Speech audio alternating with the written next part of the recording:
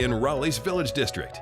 For 3 days only, shop highly coveted timepieces as well as an expanded selection of luxury pre-owned handbags from the designers you love. Visit Bailey's Fine Jewelry September 25th through 27th for iconic watches and coveted handbags. Visit baileybox.com for details. It is I, Juan Carlos Santiago del Santiago, the coolest man in the world. Yes, I am back in Raleigh. Do I go downtown with so many places to party? No, I go to the Shaki's place. The good food, the fine drinks, the coldest of beers, and of course, the many, many beautiful people. I always hang at the Shaki's place, the coolest bar in the world, because, well, it was built for me. Juan Carlos Santiago del Santiago, the coolest man in the world. The Shaki's place, 8800 de Raleigh Road by the Shell Station. Actual price will depend on product and subscription plan. Featured products are compounded drug products, which the FDA does not approve or verify for safety, effectiveness, or quality. Prescription products require an online consultation with a healthcare provider who will determine if appropriate. See website for details, restrictions, and important safety information. Want a boost in and out of the bedroom? Hims has you covered. Introducing a new 2-in-1 approach to level up your game. Tadalafil for better bedroom performance and zinc for testosterone support. Turn things all the way up and find affordable treatment options at up to 95% less than brand names at hims.com/joy. That's hims.com/joy. Do you worry about how much someone drinks? Do you feel neglected or unloved? If you answered yes to any of these questions, you are not alone. Alanon and Alateen can help. Call 1-866-200-0223 or visit alanon.org/help. Pro Savings Days are back at Lowe's. My Lowe's Pro Rewards members save even more with limited-time doorbuster deals. Save $5 on 24-count Contractor's Choice 42-gallon trash bags, now just $14.78. Plus, get your choice DeWalt Elite Series saw blades for $9.98.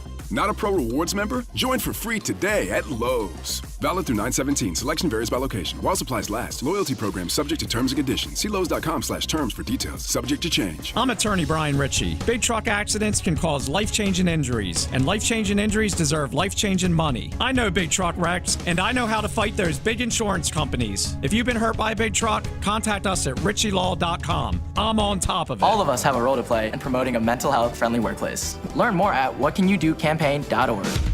Broadcasting live from the Lenovo Studios. WCMC HD1 Holly Springs. 99.9 The Fan. The Triangle Sports Leader. I'm WRAL meteorologist Elizabeth Gardner. Mostly cloudy skies, breezy and cool this afternoon. High temperatures only in the mid to upper 60s. Winds gusting up to around 25 miles per hour. A small chance for rain in the Triangle, but just north and east will have a better chance of some heavier rain. Overnight tonight, 62, cloudy skies with rain mainly tapering off, and just a very small chance for showers for tomorrow. Warmer with highs in the mid-70s. Weather update brought to you by Nukem and Company, where your comfort is their business. Visit nukemandcompany.com. 3 o'clock check of your money. Dow Jones is down 86 points to 45,797. This hour of the drive is brought to you by Bet365. When it comes to sportsbooks, Bet365 has it all. Download the app today and see why it's never ordinary at Bet365. Lopez, play action, looking deep, has a man, Ship elevates to bring it in at the 10, uses a stiff arm to sit a spider down. Mensah, deep drop, fires for Shepard on the left, it'll take it in for the touchdown. Young, the snap, fakes to Hubbard, quick throw, Renfro makes the catch for the touchdown. Bryce, under pressure, Canales back at the 46-yard line. Campbell, the ageless one, Calais Campbell. The Drive with Tim Donnelly on 99.9 The Fan. The Drive with Tim Donnelly here on 99.9 The Fan. What's going on, everybody? I'm Tim Donnelly, Dennis Cox producing the show. 3 weeks into the college season, 2 weeks into the NFL season. You are what your record says you are.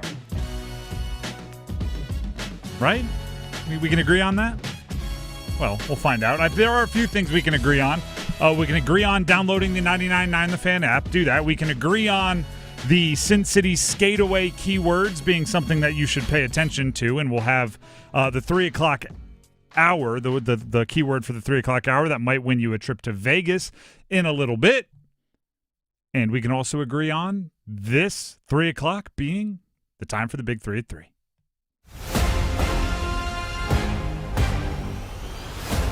Number 1. So here's the deal with Tuesdays. For those of you in the football gambling world. Tuesdays, Monday Night Football finishes, and you go, all right, what's on the board for next week? And you start looking at lines and numbers and totals and props and everything else that you want to get situated, see where you're going to be monitoring moving forward. And there was a line that involves two local teams that stood out to me. Duke's favored against NC State this weekend. And it's not like, they opened at 2.5, and it's moved to a 3.5-point favorite. They're favored by more than a field goal on ESPN Bet. Duke is, that is. Now let me, first of all, start with, I think we should almost track this throughout the year. State does play better when nobody believes in them, right? It felt like they were believed in going into last week, so they spotted Wake Forest 14-0 and then kind of looked around and went, does no one believe in us now? All right, good. Let's play good football. They went out and won the game from that point forward, won the game outright. So maybe this is exactly what Dave Doran wants, right? All right, you're playing a 1-2 team that just got, although the final score didn't look like it, got smacked around a bit by a Group of 5 team. And you're a 3.5-point dog. How does that taste, everybody? Maybe that's what State needs. But I think the bigger conversation is the more fascinating one. For example, guess who? And hat tip to Corey Smith for finding this one. PFF, Pro Football Focus, they do the grades, right? They do the film grades. Take it with a grain of salt because they don't know the play call. They don't know what the coach told the player, right? Sometimes they say, coach might literally say, hey, just be super conservative. If it's not wide open, just come to the check down, right? And then PFF's going, missed open receiver and came to the check down too quick. So we don't know that, right? But Pro Football Focus put out their passing grades for ACC quarterbacks who have taken at least 50% of their team's dropbacks. So, eliminating the garbage time guys. Again, hat tip to Corey Smith, Pack Pride, for finding this. Darian Mensah of Duke, number 1 in the conference, has a 89.6 overall grade, a 90.1 passing grade. Number 2, C.J. Bailey, 87.1 overall, 87.1 passing grade. It's pretty close. I'd say that's good, right? Both of them, very good. Both of them very good. Now, the interesting part is if you look at the quarterbacks and say they're both slinging it, they're both playing well, I guess you would say the books are saying everyone around the quarterback makes people believe that Duke will be the winner, and not just the winner, but by more than a field goal. That's interesting to me based on Hollywood Smothers, based on a few other supporting cast members for NC State that have been playing well. So we'll have to track the line movement and see where the sharp money goes.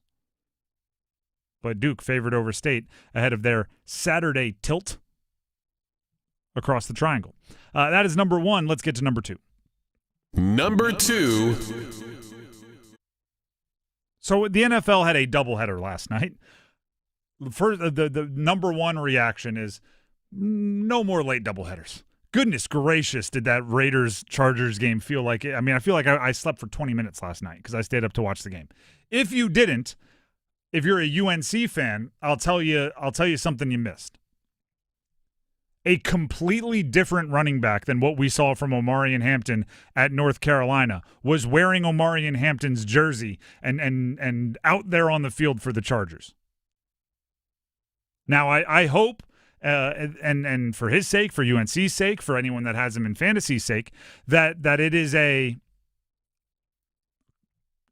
getting used to it thing, right? He's 2 games into a rookie season where he was drafted in the first round and a lot of pressure, and he's only played in super premier games, right? He played in the opener against Kansas City for the Chargers in Brazil, right? That's not exactly like, hey, we'll give you the FCS tune-up game in week 1. That's deep end of the ocean, not even deep end of the pool.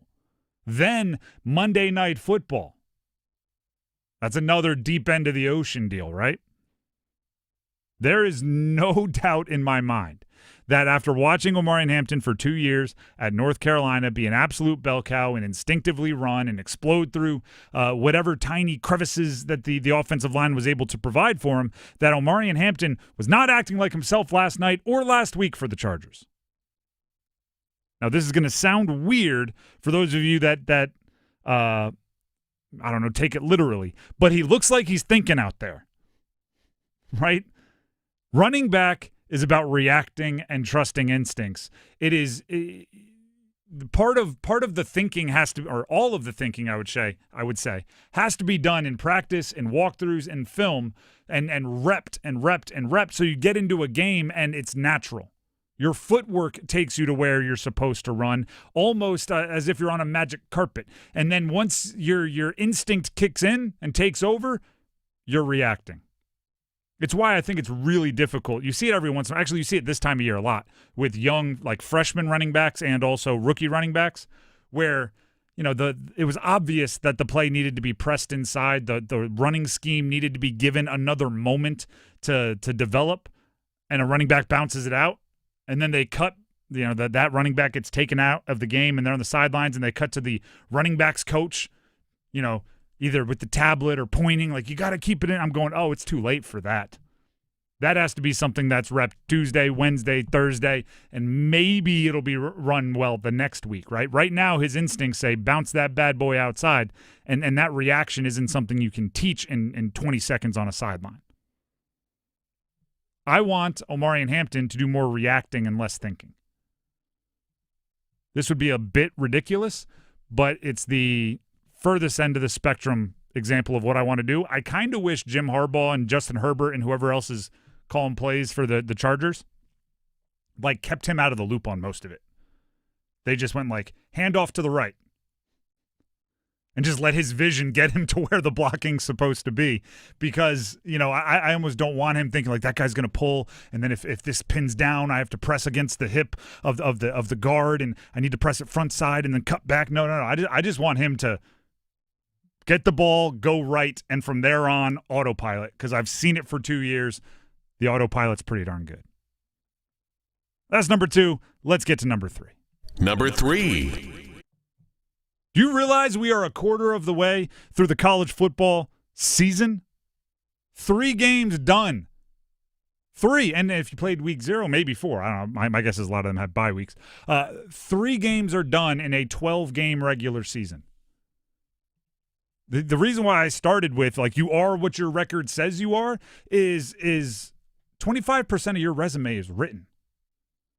If you are sitting and you don't feel like your team has lived up to what you believed they are, and you're still convincing yourselves, oh, there's plenty of time to fix it. There's time, but you have to dig yourself out of the hole first.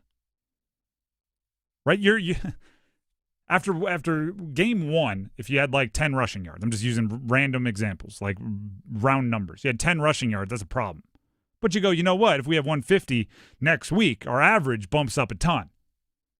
After 3 games, your per-game averages don't move as quick.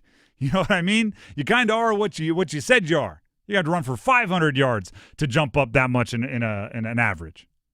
25% of your resume is written. You ever see those kids in actually, some of us may have been those kids. I don't know why I'm putting them in the other category, where after your freshman year, you start to buckle down. I'm talking high school. You start to buckle down in academics, and then for some reason at the end of your high school career, you're like, my GPA, it doesn't feel as high as it should be. And you're like, well, your freshman year, you were awful. That's where it could be, right? Your freshman year of the football season is done. So if you want to go be valedictorian, you got to take all APs from this point out, right? You got to really step it up, and vice versa, right? If you put something real onto your record, if you have 3 wins in 3 games, you're halfway to bowl eligibility, right? There's been enough time for you to build something and for you to tear something down already in the college football season, and I think it still feels like hope springs eternal, like everybody's 0-0 for a few reasons. One, conference play really hasn't ramped up, and obviously, no matter how bad you've been in the non-conference schedule, We're still alive for the conference championship, you can lie to yourself and say. The other part is, the NFL season goes on so long, right? They're 2 games in to a 17-game schedule. They've got runway. College is 3 games in to a 12-game schedule. It's a completely different beast. So if you want something to change for your team, it better change quick. Yeah, you'll find out real quick if the first 3 weeks of the season were just an anomaly or is it a trend? Yeah, were you playing bad or are you bad? Yeah. Were you playing well or are you a really good team, right? Anybody can get hot. I feel like a baseball coach. Anybody can get hot. Anybody gets in a slump. It's what you do over a season. The Drive with Tim Donnelly, 99.9 The Fan. When we come back, Xavier Legette, is he in a slump? And they just need to keep getting him at bats so he can find his way out of it? Or is there bigger change necessary for the second-year, first-round wide receiver for the Carolina Panthers? Dave Canales believes in him. Do you? Stick around. This is Gordon Miller from Miller Lending in Cary. Over the years, I'm often asked why we made the choice to become one of the only mortgage companies in the state to provide loans without closing costs as a primary source of funding. And my response is always the same. How did closing costs ever become a thing? Who was that first person who asked for a lower rate, heard it would cost $15,000 to save $50 a month, smiled and said, "That'd be great"? Recently, we're noticing a trend of large national lenders quoting low rates but with a high APR. This is the definition of what happened when that first person asked for a lower rate but ignored how much it would cost. Quotes today are a 2-part process. It's not just the rate, but what are the closing costs? At Miller Lending, we simply don't believe you'll keep your loan long enough to realize additional savings. So before you throw away thousands of dollars in needless fees, pick up the phone and call Miller Lending today, 919-447-3377, or simply apply online at millerlending.com. Miller Lending is an equal housing lender and MLS number 250-2146. Hello, I'm John Hester for the Hester Automotive Group. And we're constantly looking for ways to serve you better. One of the ways we do that is with something we call a Go-See. And that's where you select a vehicle from our inventory, and we have thousands, and we get one of our product specialists to bring that vehicle to you at your convenience. How do we do that? Well, it's simple. We have a group of employees that are evaluated based on the number of presentations they do. They're glad to do it. So it's just one more way we get off our keister and bring Hester to you. Sports can be unpredictable. Your elevator shouldn't be. That's why you need Metro Elevator, Raleigh's hometown team for expert commercial elevator service. Locally owned and operated, we specialize in keeping your building moving with top-tier repair, maintenance, modernization, and installation. Our highly trained technicians deliver fast, responsive service to ensure your elevators run smoothly. No surprises, just results. Trust Raleigh's own Metro Elevator to keep you moving. Learn more at metro-elevator.com/Raleigh. I believe in Xavier. This is a guy that I truly believe, because of the way he's wired, the way that he works at it, the way that he continues to train. That's Dave Canales talking about Xavier Legette, one of their back-to-back first-round picks at the wide receiver position, who, from a production standpoint, just had a historically bad game and is on a fairly equally historic rough pace after 2 games, right? And what I mean by historic bad game is he had 8 targets and finished with -2 receiving yards. I believe there's only one other example in history of somebody receiving at least 8 targets and finishing with negative receiving yards, and that was a running back, Jamal Charles, back in, I think it was 2006. So for wide receivers and tight ends and the natural pass catchers that don't have, the running responsibilities, Xavier Legette had, you could argue, the least productive high target game since they started tracking those sort of things. Dave Canales, you just heard, believes in Xavier Legette. For the rest of that, he had some opportunities. Well, sorry, I was just going to say, for the rest of that explanation from Canales, here it is. He had some opportunities on the field where the ball didn't go his way. I tried to get him a few early touches. They didn't amount to much, but as the game kind of went on, a few of the other targets, they were close plays. He didn't make them, but I think it's a matter of just finding opportunities. I believe in him. I believe that, he's approached this the right way and just continues to work. So I'm going to continue to encourage him and be in his corner and push him to keep striving for that and keep working on his chemistry with Bryce, because he's got the talent, and I think at times he can be hard on himself, and he can be really critical of himself, and I want him to make sure that he knows he's supported, that we got to play ball, let's go, and there's that balance of pushing him, and there's that balance of also saying, you got this, remember who you are. Now, I want to remind everybody something that I would remind my coaches if I were a GM or if I were a media professional in any professional sport. I would remind my coaches of this every time they step to talk to the media. They are not under oath at the podium. When he says they had plays that were close, I don't know what he's talking about. I've watched every target of Xavier Legette in Game 2 multiple times. There were, I mean, maybe technically the ball got close to his physical person, but there were 2 drops where he was blanket covered, absolutely no chance of catching it. There were a couple that skipped into him. Yeah, it's a couple that dirt the football, basically. A couple of those. There were a couple that were Bryce was hit, or it was knocked down at the line of scrimmage. Ball never got close to Xavier Legette. And then there's one that sailed over his head that Legette looks like he has a pretty good vertical, jumped as high as he could, extended as high as he could, and the ball was still a couple of feet over his head. So there's not really close there. But you're not under oath at the podium. So if you want to say that to make it sound like, try to boost up your guy who sounds like he's working hard and you want to continue to encourage to try to fix things, that's cool. The issue I have is not changing his reps. Why not?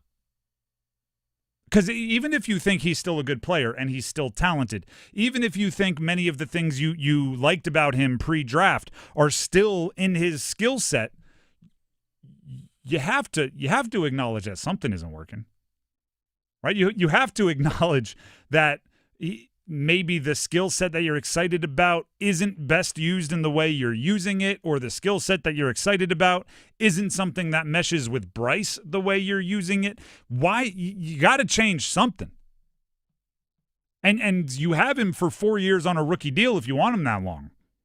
5 if you want to pick up the 5th-year option, which I don't see happening, but you have a responsibility to the player, the team, and everybody else to find the right role for him and then maybe expand from there. But what he's doing is not the best way to use his skills, regardless of how good you think his skills are. And I would add this. A wide receiver isn't a quarterback. Okay? Like, you can't take a lot off the plate of the quarterback and let them focus on 2 or 3 things and not have that jack up their confidence. Right? It just doesn't happen. The quarterback is an all-or-nothing position. Wide receiver, you can. You can go, you know what? I don't know if I want you out there 80% of the plays. I want you to get this part of the playbook down pat, and we're going to use your unique skill set, maybe on the field less, maybe in more traditional plays less, but we're going to use your skill set in a way that you can be more efficient with every touch.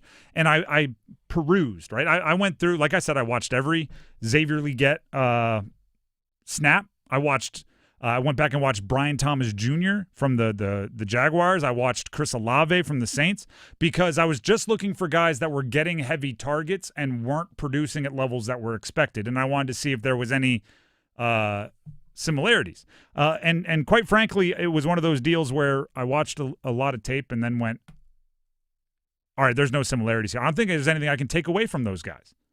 Because you know what they were doing? Getting open.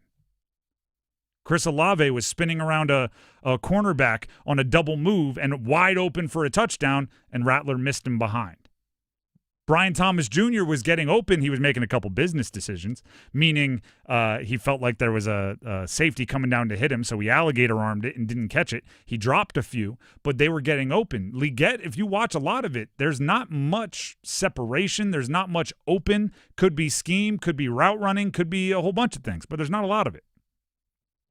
So I turned towards, and I don't say this often, I think you can learn something from the Cowboys.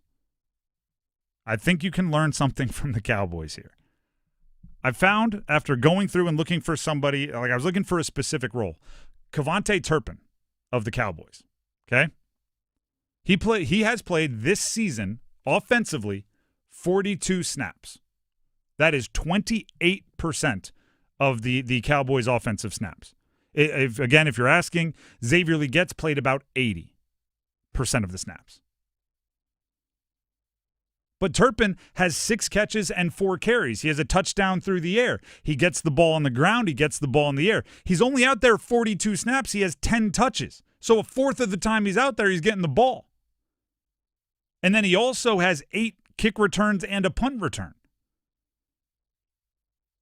Now, he's not CeeDee Lamb. He isn't George Pickens for the Cowboys, right? He's not the guy you want out there running traditional routes, right? Hey, we got a dig post combo. I need you to get out there, get your depth, snap off a break at the top of your route, and make sure you draw the safety down. That's not his bag.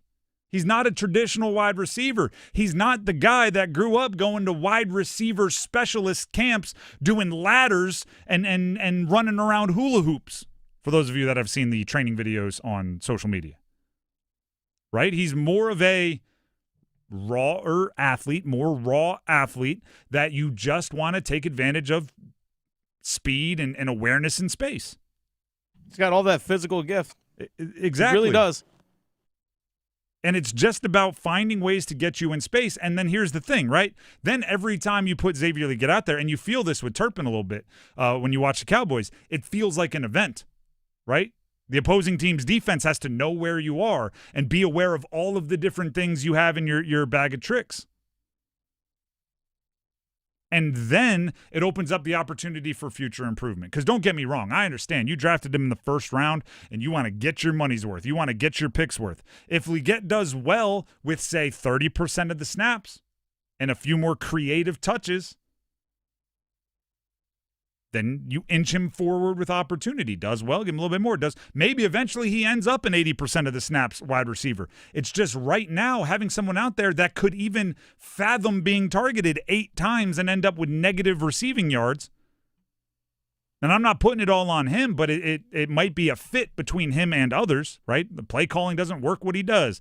That route doesn't work what he does. Bryce doesn't see the game the same way he does. So when Bryce is expecting him to snap routes off, he's rounding them and thinking the ball's not going to be there for a beat or two. Whatever it is, it's not working.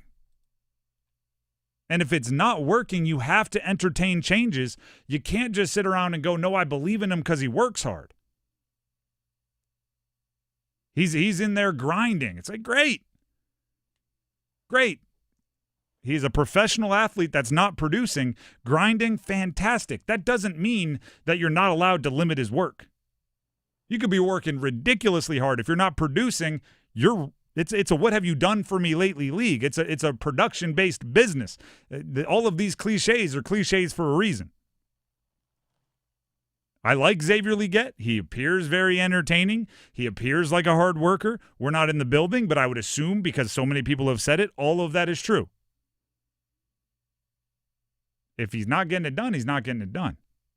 And if somebody else can go in, I don't care if it's Bryson Tremaine at this point. If Bryson Tremaine goes in there and is making a few more catches or getting a bit more open or more on the same page with Bryce, you play him until Xavier Legette ends up earning those reps back. So less is more. Could be. In this sense. Could be. Yeah. I would take less snaps at greater efficiency 100% of the time for Xavier Legette. And then you can broaden. And then you expand it and hope that efficiency can stick. The Drive with Tim Donnelly, 99.9 The Fan.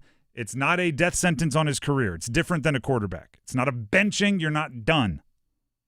It's a relax. It's a let's reset. It's a here, come talk to me. That's all you need. The Drive with Tim Donnelly, 99.9 The Fan. Dennis Cox would like to talk to you with some information right now. I do. Dennis Cox here from my good friends over at Law Tigers. Something I haven't been able to do the last couple of days is actually ride my motorcycle. It's been very frustrating because you always get the forecast. You're always looking ahead. Well, is it going to rain today? Is there going to be some moisture in the air? Is it going to be drizzly? Might be fine for the morning commute, but the afternoon commute might not look so hot. So always keep in mind as a motorcycle rider, just always be projecting and looking ahead. But also one of the things that you have to make sure and keep in mind as a motorcycle rider as well is that always have a detour in mind if you're going from one place to the next. I actually have a lot of road work that's going on nearby where I live as well, and I have to sometimes detour around what's going on. Last thing I want is a punctured tire as a motorcycle rider going down the road. That just spells disaster. So always make sure you have an escape and an out as a motorcycle rider. But if you are injured in a motorcycle accident, this is where Law Tigers comes in. Give them a call, 1-800-LAW-TIGERS, even before you contact the insurance company. Law Tigers attorneys are part of the motorcycle riding community. They know what your bike and gear are worth, but also understand the dangers of the road. That's why your case evaluation is always free, and you don't pay a dime until your case settles. So call 1-800-LAW-TIGERS, North Carolina's motorcycle lawyers. Law Tigers is a network of independent law firms who are members of the American Association of Motorcycle Injury Lawyers. Law Tigers is not a law firm. The Drive with Tim Donnelly, 99.9 The Fan. When we come back, it's time for the Dean's List. And as soon as we come back, I have the next keyword in our Sin City Skateaway for you that you can text in to win a trip to Vegas. The keyword and the Dean's List next. What? New scratch-offs are out? That means new chances to become a North Carolina Education Lottery Winners Club member. Yeah, in the Winners Club, I'll reinvent myself. I won't go by just plain Todd. I'll go by Toddrick. I'll get a gold jacket, play my saxophone again. I'll stop and smell the flowers, call my mom more. Ugh, wrap it up, Todd. It's Toddrick. This month's scratch-offs pack over $78 million in total prizes. The Winners Club awaits. Must be 18 to play. Approximate overall odds of winning range from 1 in 3.76 to 4.98. Problem gambling helpline 877-718-5543. What sounds like a fun weekend? Hey, let's take the dogs hiking. What does not sound like a fun weekend? Let's dig out all the paint supplies and go ahead and start bickering while we're trapped in a room with paint fumes. Preserve your weekend, your home, and investment, and call Preserve Services instead. Our Preserve team excels in interior and exterior painting and home repairs. We're your one-stop shop in the Triangle for jobs you need done, but don't want to tackle. And get this, you don't pay a penny until the job's done. Schedule today at preserveservices.com. Your heart. It's the only one you have. Fortunately, you also have a choice. Expert cardiologists, talented surgeons, highly skilled specialists, all of whom chose WakeMed. Why? The main reason is the same reason patients choose WakeMed. Everything you need for the best possible care is right here. Learn more at wakemed.org. WakeMed Heart and Vascular Physicians. Your heart, your choice. Ready to plug into adventure? Now at John Hester Chrysler Dodge Jeep Ram in Lillington, lease any new 2025 Jeep Wrangler 4xe and get over $21,000 off any in stock. That's right, over $21,000 off the legendary Jeep Wrangler 4xe. Electric power meets off-road muscle like never before. Go anywhere, do anything. See dealer for details. Get off your keister and get to Hester for huge savings during the Drive into Fall sales event. John Hester Chrysler Dodge Jeep Ram in Lillington. Mensah, deep drop, fires for Shepard on the left, and he'll take it in for the touchdown. His first career touchdown. The Drive with Tim Donnelly, 99.9 The Fan. As promised, coming out of the break, I will not make you wait. It's time to give you the next keyword in the Sin City Skateaway. This is your final week, by the way. Noon to 6 today, tomorrow, Thursday, and Friday. So through Friday from noon to 6 each hour here on 99.9 The Fan. If you're listening, you'll hear a keyword. During the Adam Gold Show, noon to 3, and then during this show, 3 to 6. We'll give you a keyword once an hour. If you text in that keyword before the start of the next hour, so the one I'm about to give you, if you text it in by 4 o'clock, you will gain an entry into the Sin City Skateaway. Hockey fans should be very excited about this because one lucky winner chosen out of those entries will receive, next Monday, by the way, when we do the drawing, a pair of tickets to see Carolina play Vegas at T-Mobile Arena on October 20th. Round-trip airfare for 2 to Vegas, a 3-night stay at the Park MGM Resort and Casino in Vegas, and $400 in food credits to spend while you're in Vegas. So don't miss your shot at the ultimate hockey getaway, brought to you by Park MGM Las Vegas, Atlantic Spas and Billiards, Hot Tub and Sauna Expo, Buffalo Brothers and Nukem & Company, and get ready to text in this keyword. The keyword for this hour, free, F-R-E-E. Text free, just that keyword. You don't have to send in anything else, just the word free to 919 919-860-5326. That's 919-860-5326. Free is the keyword, and partially the, obviously inspiration for the keyword is how much would that awesome trip cost you if you are the winner? Free. Yeah. Free.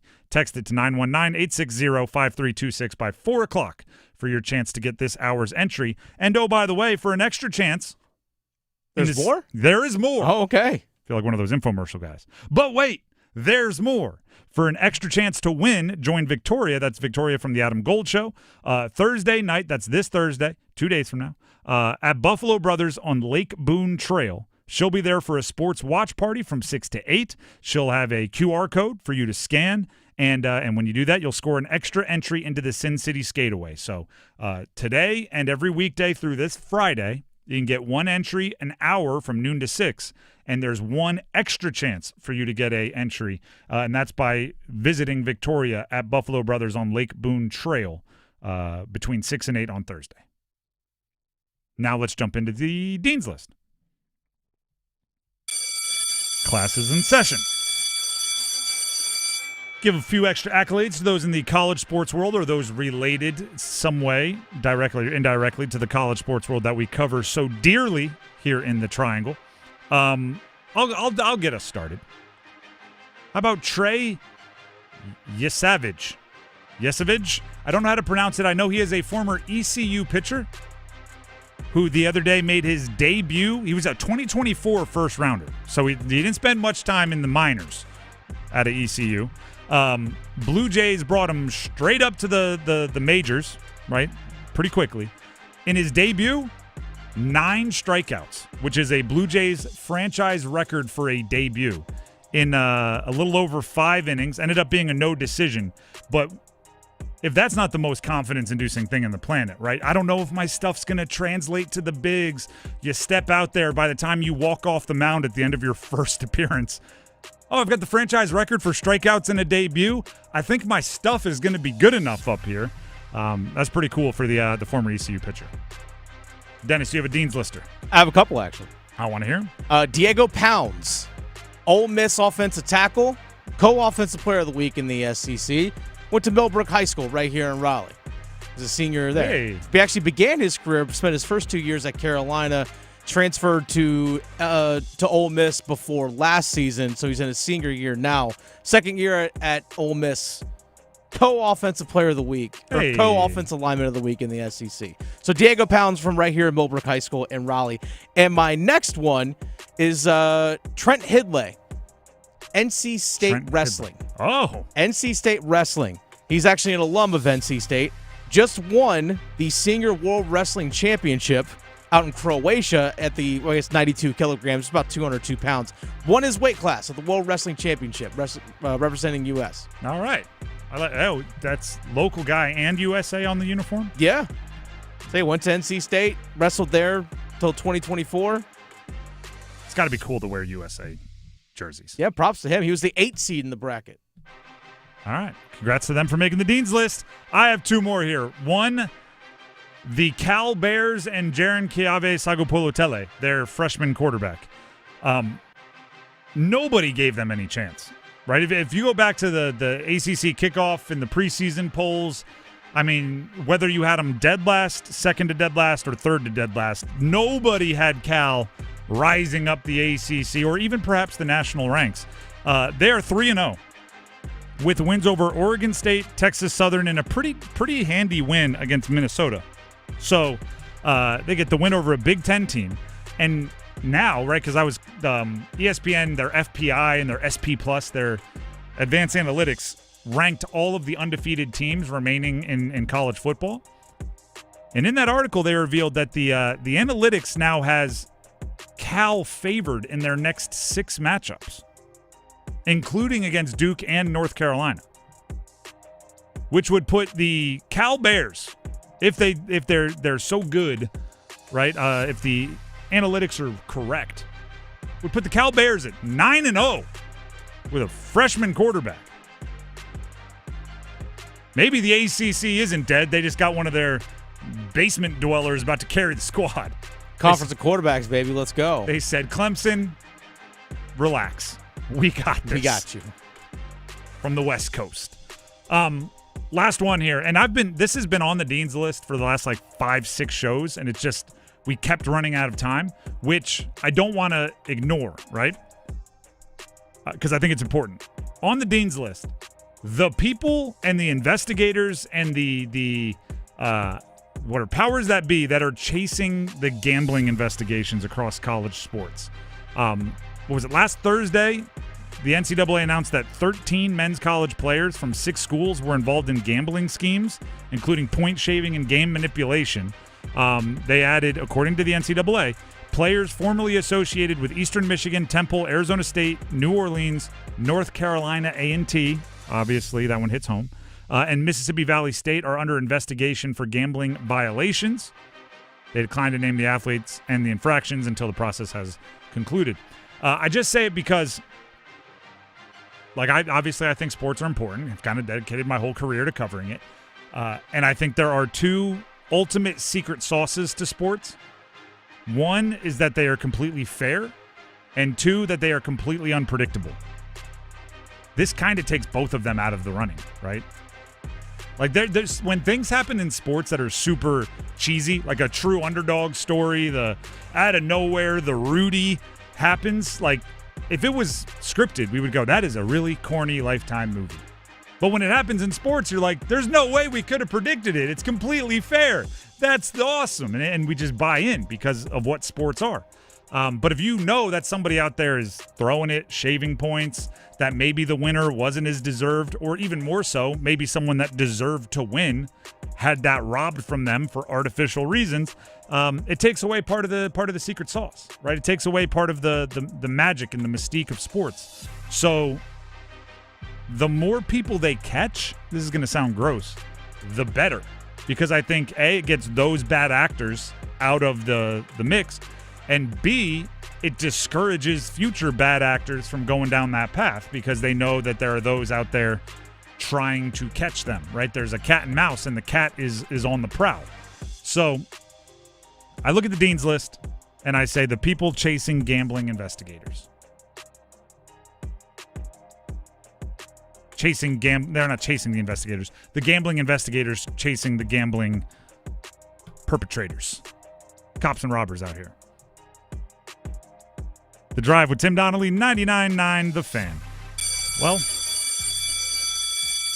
and now, Tim Donnelly here for Bailey's Fine Jewelry. Bailey's Fine Jewelry, specifically the Fox and Bailey Watch Shop located inside Bailey's Fine Jewelry at their Village District location. Here's what I want you to do.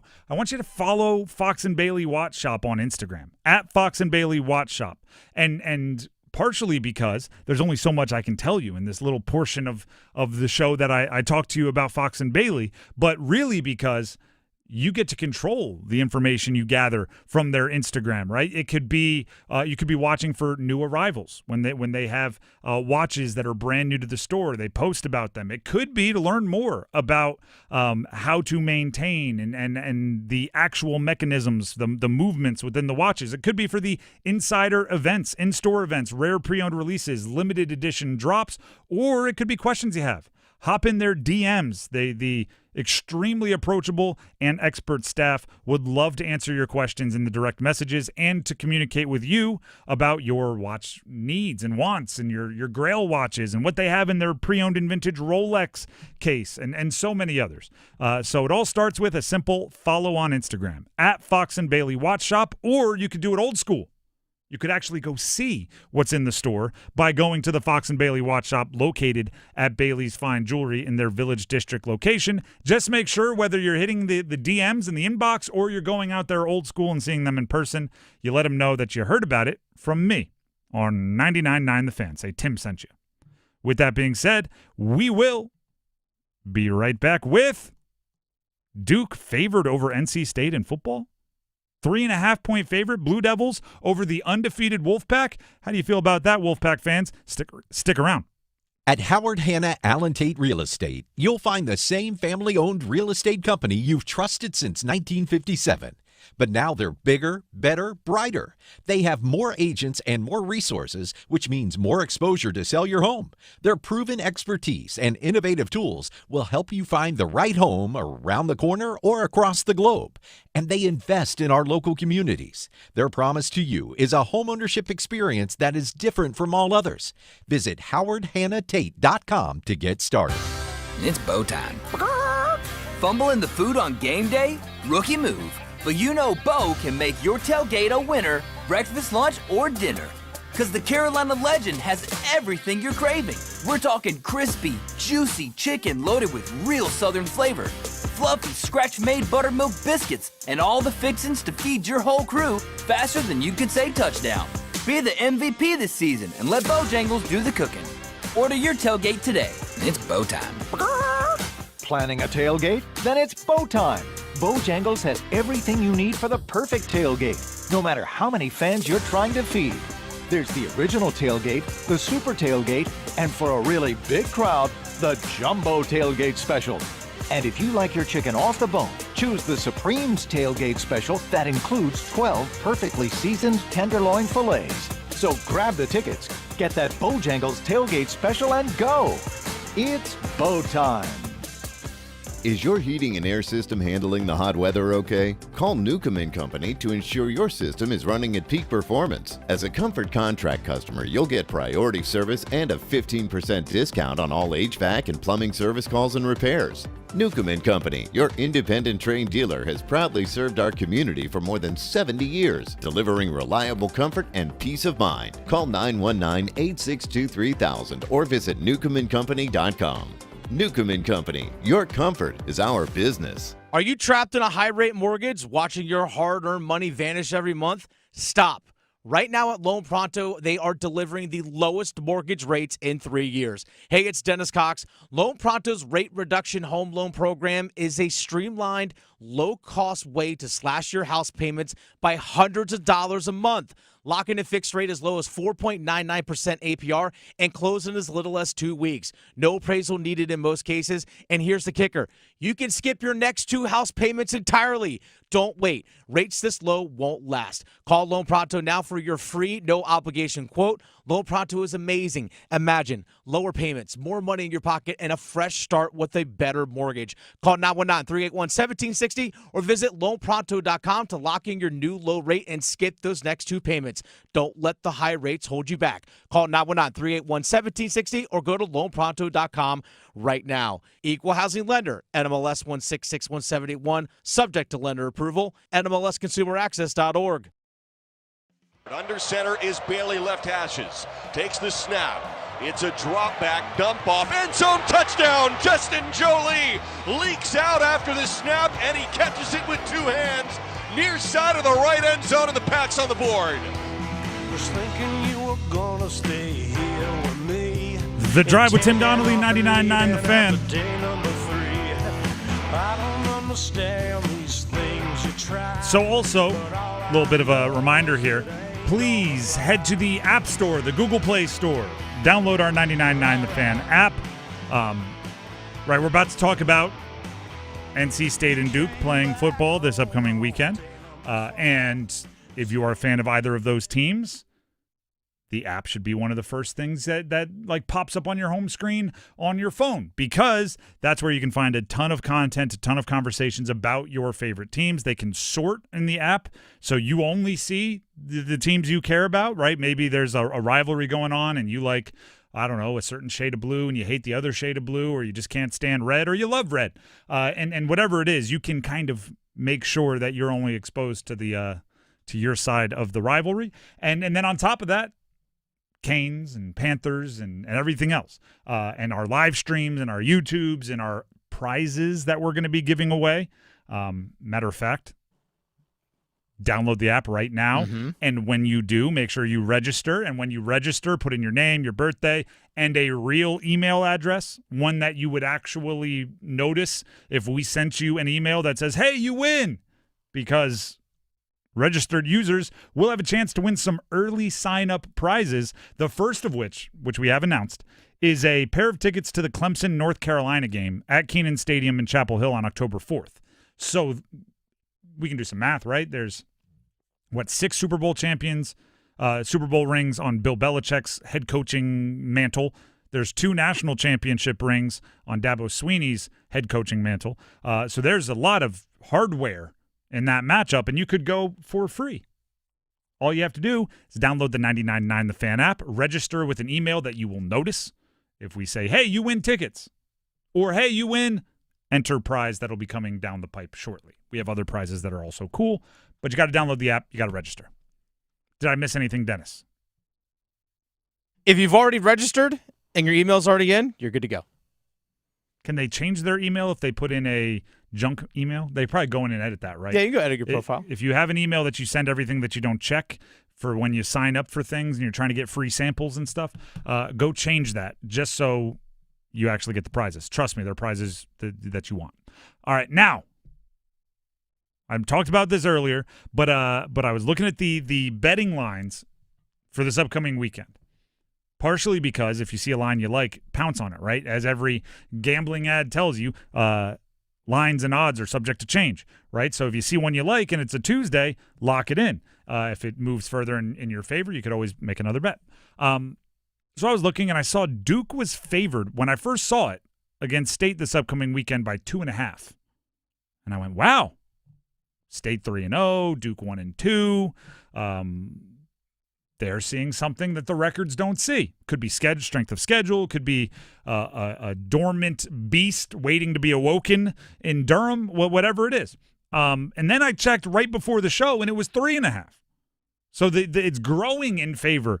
The spread is moving in favor of Duke. Now, this is an interesting dilemma. All right, it's not a dilemma, but it is an interesting logical thought experiment.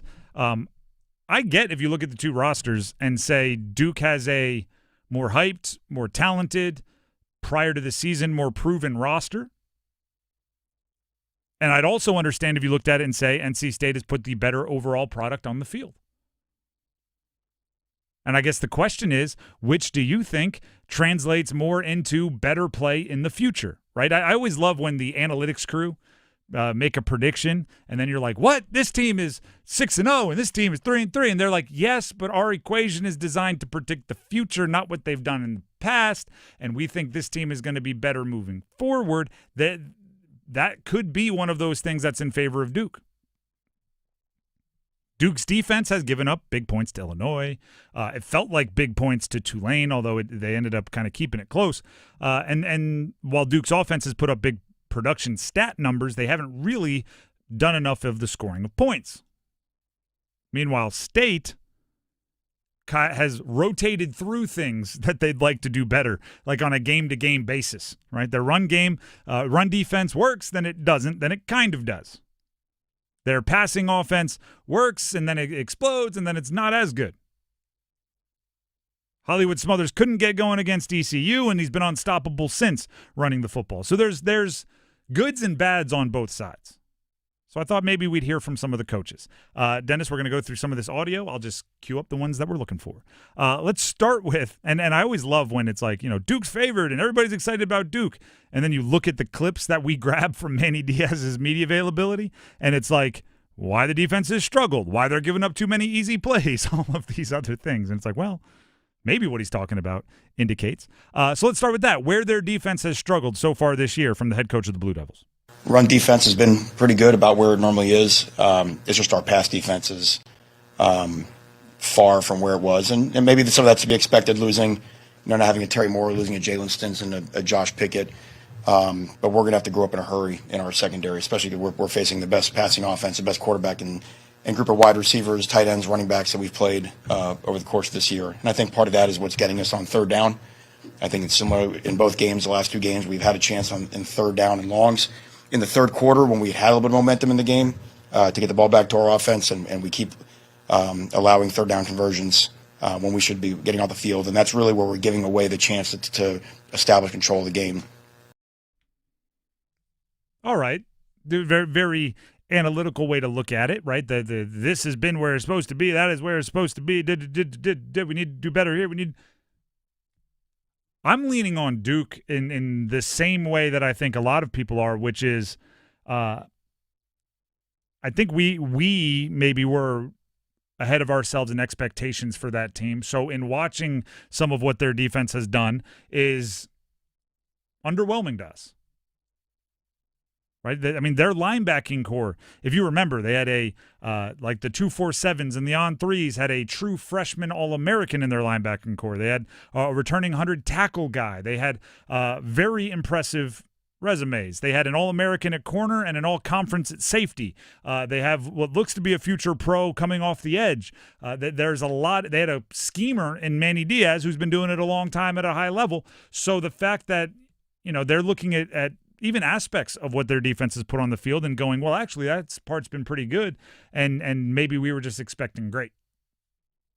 Let's go to the other side of the game. Dave Doran, head coach of NC State, on specifically why their defense has played strong in the third quarter, which is another way of saying what's different that maybe hasn't been working as well in certain other quarters. Here's Dave Doran on the improvement in the third. One, coaches have to do a good job of seeing it, of being able to teach it in a short period of time. And the kids have to be open to hearing it. Sometimes at halftime they're tired, they're hot, they're mad about how they were playing. The guys have been great. They've been super receptive to feedback. They ask questions. The coaches explain it well. It helps having these iPads now where you can show things to guys, not just tell them and draw it on a board. These guys are so visual. So, that is, everybody has one, but that has been a great asset for us. I am jealous of the iPad thing there a little bit. Do you know what it would have done for my playing career? It would have removed so many talking with your hands moments where the safety was here and the running back was coming out here and it was this relationship and if you're watching on YouTube, you're doing like a lot of, it's like you're moving salt shakers around on the table. Now you just kind of point and go, that guy, see? Right there. And you're done, which is kind of nice. Or the opposite, right? That guy. Oh, not where I thought he was. Never mind, because, pictures don't lie. But the adjusting, those things are obviously wildly important to a defense. I think this game is going to be strength on weakness on both sides. What's the weakest part of NC State right now? Pass defense, right? Pass defense, or yes, I'll go with that. For the first three games, you'd probably say their pass defense. What's Duke's offensive strength? Darren Mensah slinging the rock. Yeah, what's Duke's struggle on defense? Secondary. You just heard Manny Diaz talk about it. Yep. I mean, I still think it's a physical strength, but the production hasn't been there. Yeah, but what's also NC State's strength? That offense can beat you in multiple ways. Yep. Like, we might be in for a shootout on Saturday. I would not have expected that at the beginning of the year. Neither would I, but we might see 42-38. It'd be really fun. Be fun. Depending on what all this talk about looking at the actually I can bring it up right here because I have it. About looking at the numbers, I didn't have an over-under ready for you. 59.5. That feels low. That really feels low. I mean, that's crazy that you could have 30-28 and come in under for a game with Duke, which was winning last year as rock fights, and a lot of that defense back. And State with a, while talented, fairly unproven offense, and they're looking to unleash. And I did say this earlier, but I'll say it again. PFF has Darian Mensah and C.J. Bailey in that order as the number 1 and number 2 highest graded passers in the ACC.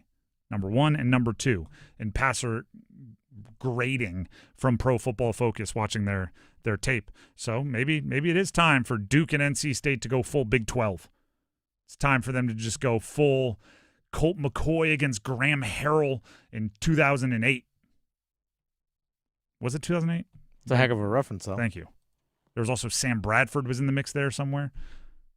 Michael Crabtree sighting. Where's Jordan Shipley? Remember him? Anyway, The Drive with Tim Donnelly, 99.9 The Fan. We'll take a break when we come back. Football at 4. Did Panther fans have any regret watching Baker Mayfield just have all the moxie in the world last night for the Bucs? Stick around. Hello, I'm John Hester for John Hester Chevrolet in Fuquay-Varina. People are asking us, how are you selling so many cars all of a sudden? Well, did you know that the Beltline has opened up the outer loop? We're only 28 minutes from Knightdale. We're only 19 minutes from Clayton and 15 minutes from Apex. We're now the most convenient Chevrolet dealership to reach in the Triangle. It's just one more reason to get off your keister and come to Hester. Now at John Hester Chevrolet, get up to $11,000 off a new 2025 Chevy Silverado RST or 2.9 for 72 months. See dealer for details. Together, let's drive. Pro Savings Days are back at Lowe's. My Lowe's Pro Rewards members save even more with limited-time doorbuster deals. Save $5 on 24-count Contractor's Choice 42-gallon trash bags, now just $14.78. Plus, get your choice DeWalt Elite Series saw blades for $9.98. Not a Pro Rewards member? Join for free today at Lowe's. Valid through 9/17. Selection varies by location. While supplies last. Loyalty program subject to terms and conditions. See Lowe's.com/terms for details. Subject to change. With Robinhood, not only can you trade individual stocks and ETFs, you can also seamlessly buy and sell crypto at low costs. Trade all in one place. Get started now on Robinhood. Trading crypto involves significant risk. Crypto trading is offered through an account with Robinhood Crypto LLC. Robinhood Crypto is licensed to engage in virtual currency business activity by the New York State Department of Financial Services. Crypto held through Robinhood Crypto is not FDIC insured or SIPC protected. Investing involves risk, including loss of principal. Securities trading is offered through an account with Robinhood Financial LLC, member SIPC, a registered broker-dealer. See if you're a winner every night. Watch live lottery drawings on WRAL TV's 11 o'clock news. That's right, Carolina Pick 3, Carolina Pick 4, and Carolina Cash 5 numbers every night on WRAL TV's 11 o'clock news. See if you're a winner before you go off to bed. Get your lottery numbers live every night. North Carolina Education Lottery. Only on WRAL TV's 11 o'clock news. This hour of the Triangle Sports Leader is powered by Richie Law Firm, injury lawyers. Richie Law is on top of it. That one back, that one going, gone! Go to RichieLaw.com. That's RichieLaw.com. Broadcasting live from the Lenovo Studios. WCMC HD1 Holly Springs. 99.9 The Fan. The Triangle Sports Leader. I'm WRAL meteorologist Elizabeth Gardner. Chilly and breezy out there this afternoon. Our highs in the mid to upper 60s with some breezy conditions and northeast wind gusting to around 20-25 miles per hour. A chance of showers, mainly north and east of the Triangle, but around the Triangle we could see a few sprinkles to light showers. 62 overnight tonight with clouds remaining, and it'll be variably cloudy for tomorrow with a small chance of a shower and a high of 74. Weather update brought to you by Nukem and Company, where your comfort is their business. Visit nukemandcompany.com. 4 o'clock check of your money. Dow Jones down 119 points to 45,763.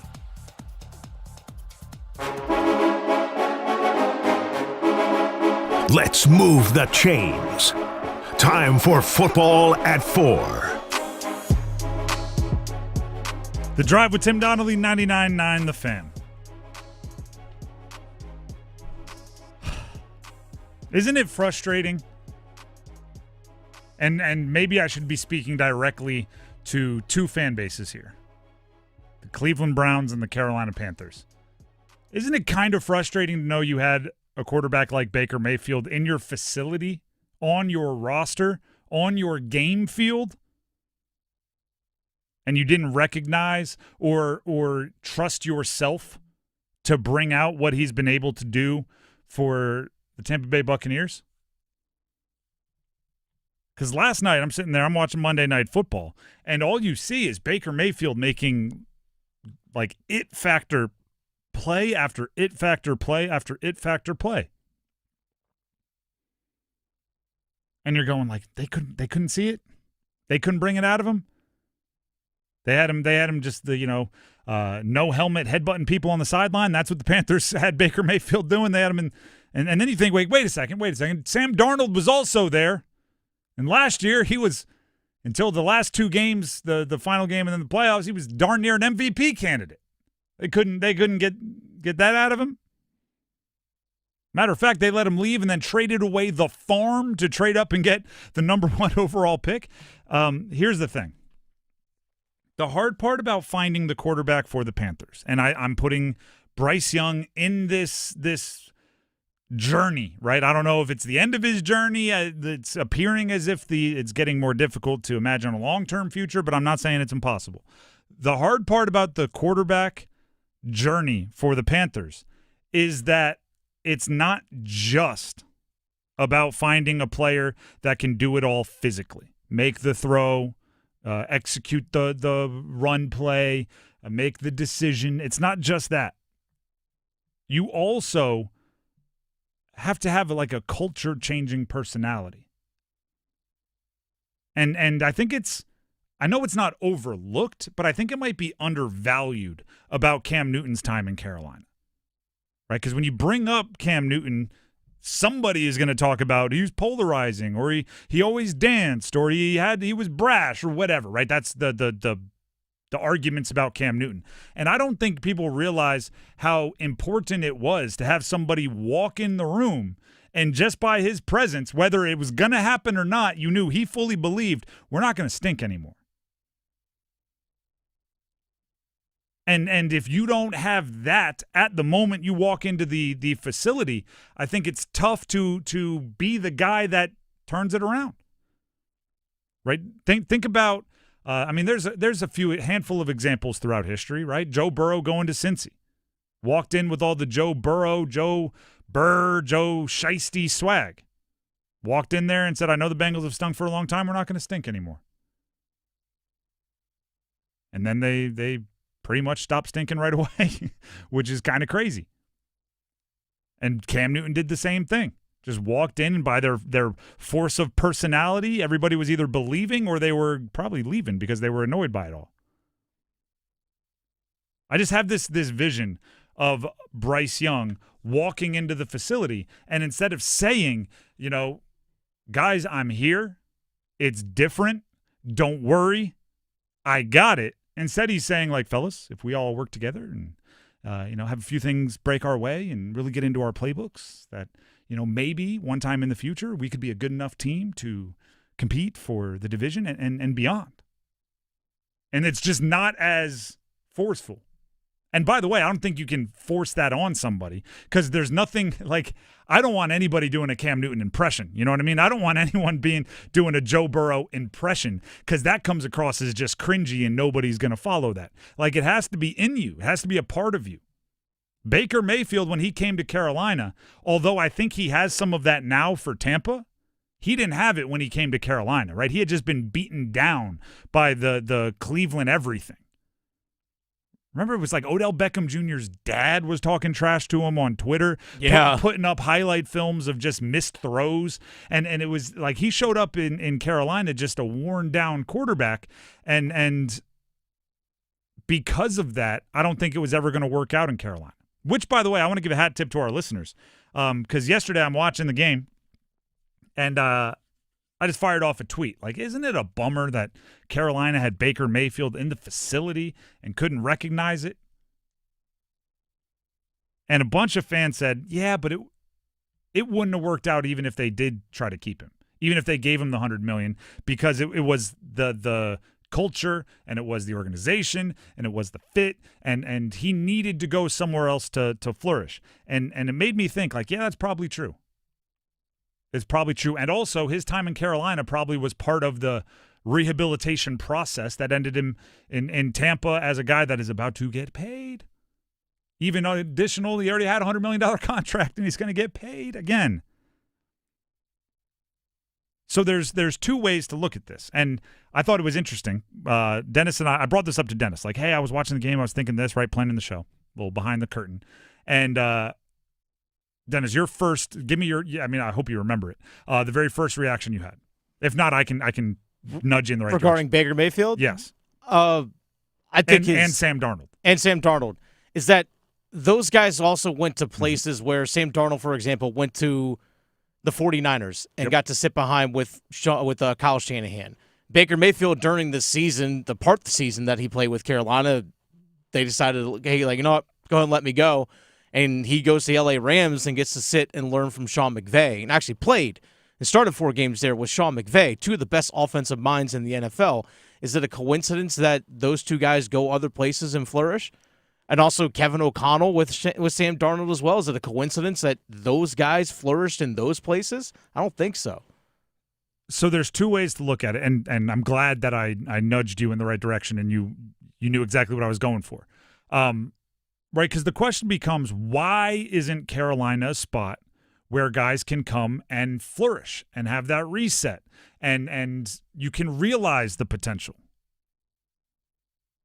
Why not? Well, it's one of two things. Either it's the input, meaning it's the player, and you just need to go find a player that has the personality to, through sheer force of will and charisma, reset an organization. You have to go find your Burrow. You have to go find your Cam. You have to go find your whatever that is, which is tough, right? Because it's hard to find a quarterback that can just make the throws and do the athletic feats and have the mental processing power and all of that, and then also be like, oh, by the way, I need you to be an extremely rare person as well. Or you need to go find what Dennis brought up, your offensive guru, your rehab specialists for quarterbacks, your Kevin O'Connell for Daniel Jones. Because remember, Daniel Jones in Indy now, everyone's like, oh, look at that. Never count a guy out. He spent the last half of last year with Kevin O'Connell in Minnesota. Mm-hmm. Kyle Shanahan for Sam Darnold. We go on. I bet you Mac Jones will end up somewhere in a couple of years because he's about to ball out in Brock Purdy's absence like he did this past year with Kyle Shanahan.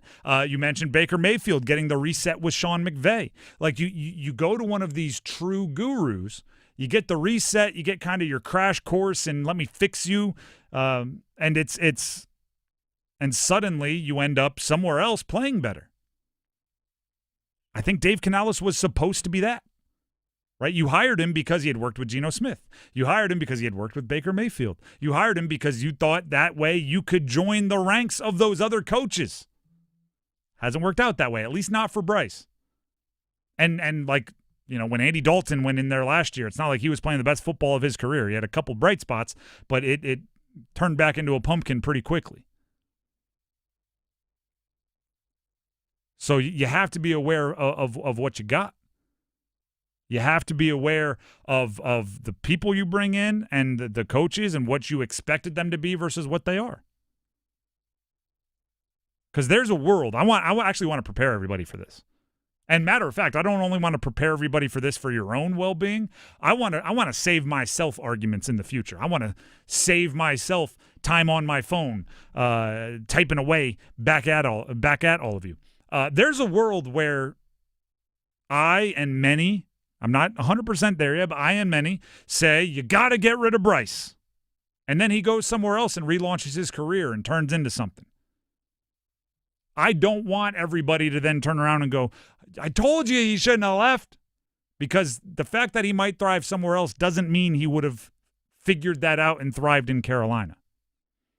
He might need to go spend a year backing up Brock Purdy in San Francisco. He might need to go, be the guy that steps in when J.J. McCarthy twists an ankle. He might need to go do that for a year and then pop up somewhere else and rehabilitate everything, like we've seen happen a few times recently.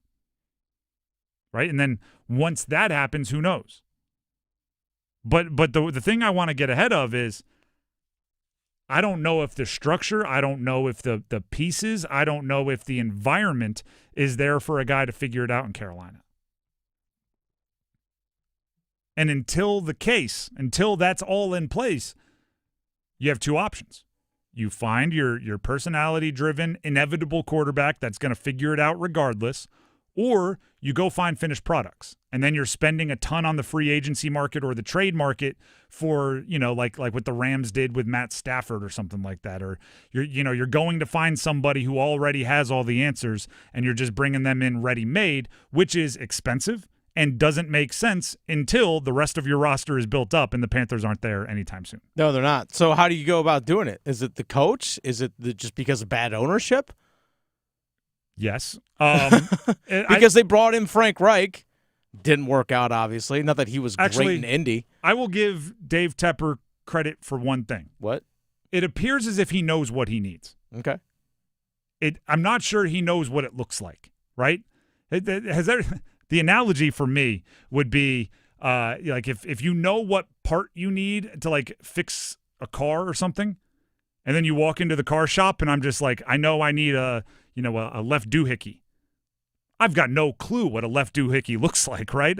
And of course you're not going to ask the guy, right? You're not going to walk up there. You're going to walk up and down the aisles just looking for something that looks like a left doohickey. And like David Tepper knows he needs an offensive guru. He knows he needs his Kyle Shanahan, his Sean McVay, what everybody thinks Ben Johnson is, what everybody thinks a few of these other guys are. And he just keeps trying, right? That was probably supposed to be Frank Reich. That was supposed to be Dave Canales.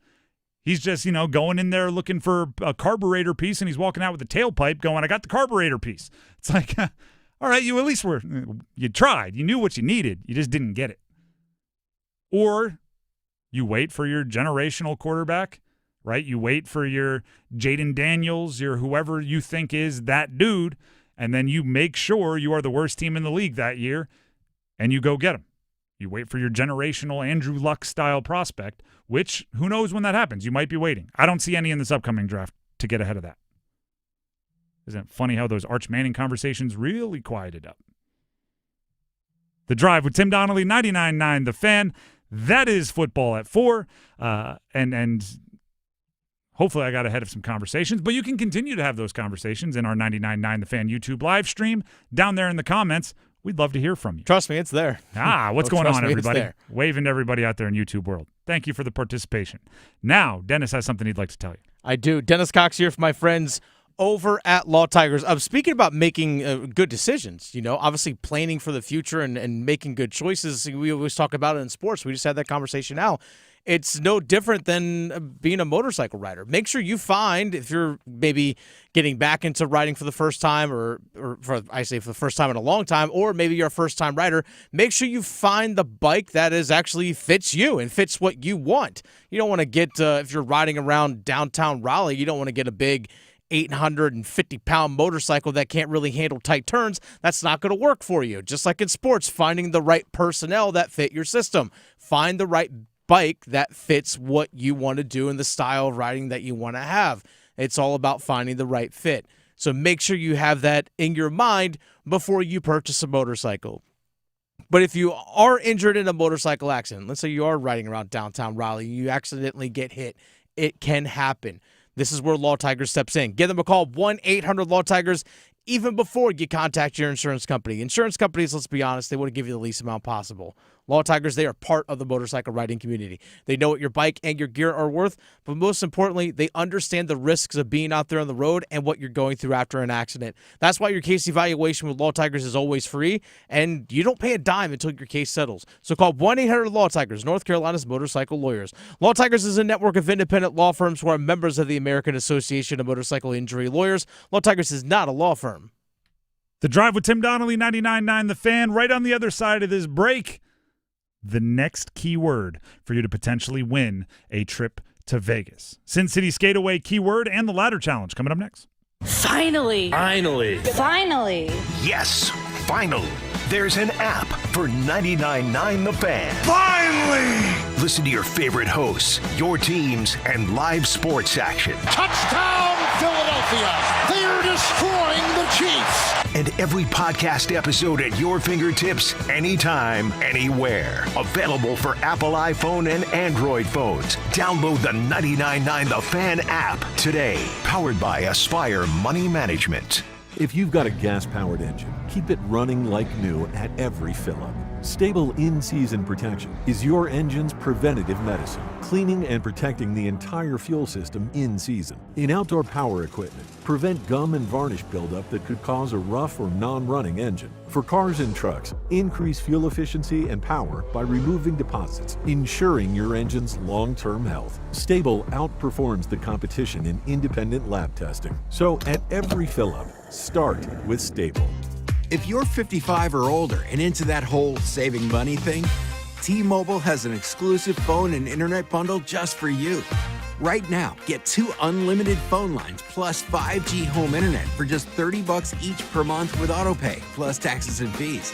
And with 5G home internet, setup is easy with just 1 cord and no technician needed, which is great if you're also into that whole keeping it simple thing. Switch now and experience the best mobile network in the U.S. Visit your local store to start saving. T-Mobile, it's better over here. Based on analysis by Ookla of speed test intelligence data Q4 2024 to Q1 2025. Ookla trademarks used under license. Unlimited on our network. Customers on voice plan may notice speeds lower than other customers and further reduction if using more than 50 gigs a month due to data prioritization. Video streams and SD on this plan. Home internet pricing after $20 in monthly bill credit plus $5 per line without autopay. Debit or bank account required. See 5G device coverage and access details at T-Mobile.com. I tell them, don't give up, don't count us out. Everybody in the league, we coachable, it's the next man up, and it's going to be a normal routine. The guys practice, they work their tail off, and they going to show up on game day. So I tell people, just don't give up, don't count us out. The Drive with Tim Donnelly, 99.9 The Fan. That's Damian Lewis, one of the 3 remaining out of the 5 Panthers offensive line starters that is not on the IR. Robert Hunt, as well as Austin Corbett, the other guard and the center, are they're on IR. So he's talking obviously about the replacement stepping up. Chandler Zavala, former NC State offensive lineman. Cade Mays, who has some starting experience with the team last year at center, will be stepping up, and Damian Lewis just doesn't want you to count him out. Take that for what it's worth. We have the ladder challenge coming up, but first, I did promise you a keyword in the Sin City Skateaway, so I'm going to make sure you get that. Hockey fans, listen up. Hopefully by now you know the deal, but I'll give it to you anyway. The Sin City Skateaway is back, and that means once an hour, noon to 6, through Friday. There's Tuesday, Wednesday, Thursday, Friday are your last chances. 6 hours, once an hour, you will hear, if you listen into 99.9 The Fan, you will hear a keyword during either the Adam Gold Show or this show, The Drive.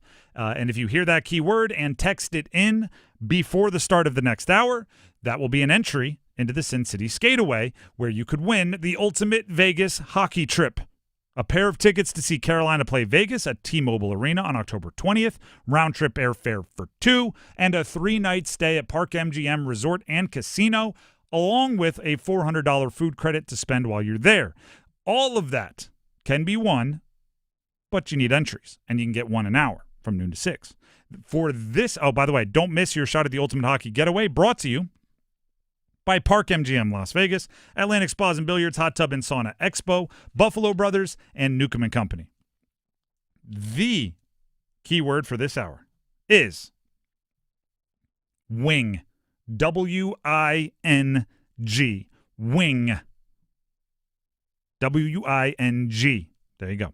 Text that in to 919-860-5326. That is 919-860-5326. Text that in by 5 o'clock to get this hour's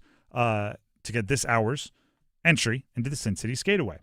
For an extra chance, by the way, there's only one way other than the hourly keywords to get an entry into the Sin City Skateaway.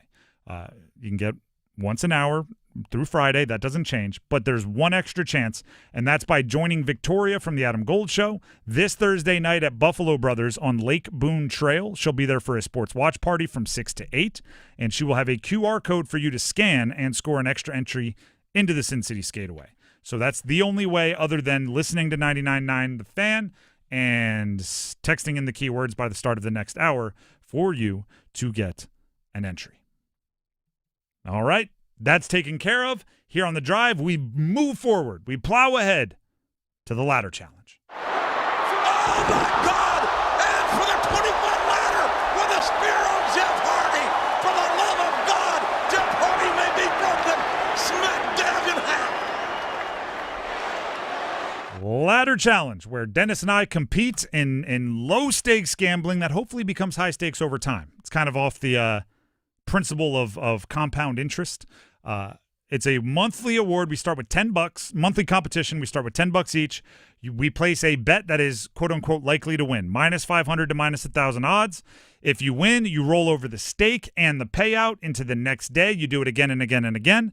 If you make it to the end of the month, Whoever has the most money wins. If you lose, you go back to $10, start all over again. Whoever has the most money at the end of the month wins.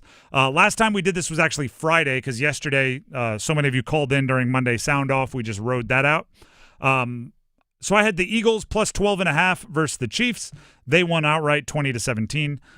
No sweat win on that one. And then turned my money into $22.58. So I'm up there having 2x plus to my money. Nice. Dennis, what are you up to? I'm up to $17.05. I had the Arizona Cardinals over 16.5 points against the Carolina Panthers. Had that at halftime. No problem. So I'm up to $17.05. All right. You're catching up to me because I keep picking the like more minus 1,000 odds. But part of that is because I'm going full Costanza, right? George Costanza for my Seinfeld fans out there, right? Where he just starts basically fading himself. He realizes he always makes bad decisions, so he thinks of what decision would I make here and does the opposite, and things start going well for him. Towards the end of last month, I had a little gambling cold streak, so I said I'm going full Costanza. I'm going to think about what I would normally do, then do the opposite, and see if it works. And ironically, we're halfway through September, and I haven't missed yet.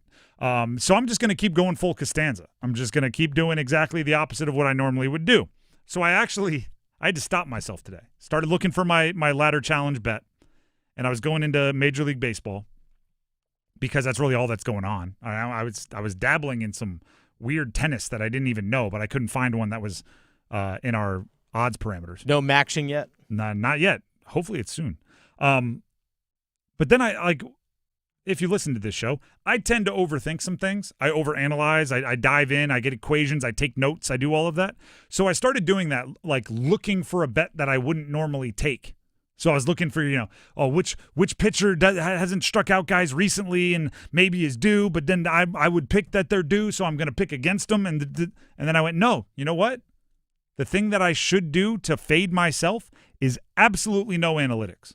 So I just looked at a Major League Baseball schedule for today, picked the two teams I know the least about, picked a random bet, and we're rolling with the Mariners and the Royals over 4.5 runs scored. Let's go. This was all vibes and no thinking, which is the exact opposite of what I normally do with my gambling situations. So Mariners, Royals, over 4.5 runs scored. It's minus 770, would turn my 22.58 into 25.51. So hoping for those Cal Raleigh home runs. Sure, because he's on the Mariners. He is. I'm now remembering that. I don't think I can name a player on the Royals.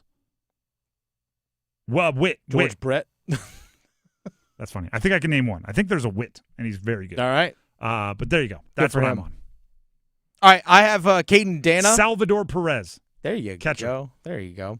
I have Caden Dana of the LA Angels. He's a starting pitcher taking on the Milwaukee Brewers today. Brewers are really good. Angels are not. Give me Dana to give up at least one earned run today. That's it. Simple minus 940 bet. So my 1705 will turn into 1886. Do you give us what your numbers were? How much money? It was minus 770 would turn my 22.58 and 25.51. Okay, so I have longer odds. No, not you have longer odds than I do.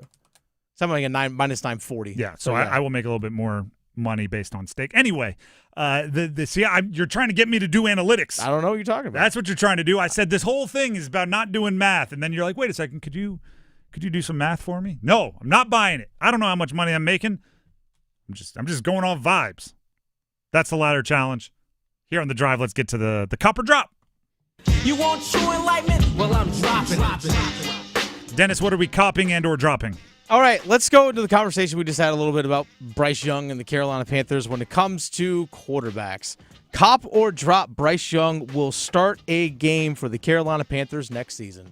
Ooh, this is prediction, not what I want to have happen. I hope that he turns it around and he's an MVP candidate at the end of the year and signs a long-term extension and he's the guy forever and they win 10 Super Bowls. Predicting? I think based on the first two games, I think there's a good chance there's a clean house situation going on. So I will say he does not start games next year. So you're dropping it. I'm dropping. Okay. This actually comes from our YouTube live chat. This one comes from Steve. Cop or drop? The Panthers will have 3 wins by Thanksgiving. Cop or drop? 3 wins by Thanksgiving. And their bye week, by the way, is after Thanksgiving. To keep that in mind as well. Do we know what date Thanksgiving is? It's the last Thursday in November. Last Thursday in I think it's November 27th. All right. I'll just generically go until mid-November. They need 3 wins? Yeah. Yeah, I'm not seeing that. I'm not seeing They got 3. Miami. They'd stink. They'd have to beat Miami. They'd have to beat the Jets. They'd have to beat New Orleans. I don't see them winning 3 games by Thanksgiving. Not based on what they've put on the field in weeks 1 and weeks 2. If you would have asked me before week 1, I would have smashed the over. Sure. But you got to change your opinion. I don't think they've played well enough to expect wins. I mean, yeah, I don't know. I don't see it. Some of these are like hard-nosed, right? They have a stretch where they go Buffalo, Green Bay. The Rams are there. I don't think they're beating Dallas, even though I'd like to see them win a lot of these. It's a tough one. By the way, if they don't have 3 wins by Thanksgiving, that pretty much answers your previous question. So I guess I'm dropping it. But I'm copying Steve asking the question. Thank you very much, Steve. We appreciate it. Okay. Copper, let's kind of build off that. Copper drop. Dave Canales will coach games for the Carolina Panthers next season. Again, I hope he does, and I hope he goes on to win 10 Super Bowls, and he and Bryce are the next Sean Payton and Drew Brees, and everybody loves him. Based on what they've put on the field thus far, I think there's going to be a clean house situation. And by the way, this is as much predicting like what's going on with the Panthers as it is looking at 2 bigger trends, which is how Dave Tepper has historically dealt with his employees, right? Like it's not like the guy has a history like the Steelers where they just give guys time and loyalty to figure it out. And also just looking at the NFL. The NFL doesn't give you a ton of time if you're picking in the top 10, back-to-back years. It just doesn't happen. And I would expect, again, based on what they put on the field, somewhere in the top third of the draft to be where the Panthers are choosing. And if that happens, yeah, the NFL, they don't give you a third year in those situations. So when you're saying clean house, are you also saying Dan Morgan, general manager as well? Let's not forget that Dan Morgan and Dave Canales are boys. Correct. I think that's an internal politics thing, right? I think if Dave Tepper is not somebody that is warm and cuddly, at least not from what I've seen, right? He threw a drink at somebody. And he's like, I've told some of the legendary online stories. You can go look him up about what he did with the partner at a investment firm who he thought was blocking him from making partner, and the real estate that he purchased, and like he is cold-blooded. I think it comes down to if they're moving on from Canales, which again I don't want to see happen, and I think there's a chance it won't. But if you make me pick one, that's how the NFL goes. It's how much distance you can put between you and the people that he feels need to change, and how much he trusts you to pick the next one, right? So it's internal politics, right? Are they seen as a package deal, or are they seen as guys that work together and like each other, but there's enough separation to where, because I think Dan Morgan has more positive feedback of some kind than the on-field product. And especially they just drafted Tedero McMillan, which looks like a good one. So how about that? All right, let's go to a little college football. Let's go here locally. We have NC State Duke this coming Saturday. Let's go specifically NC State.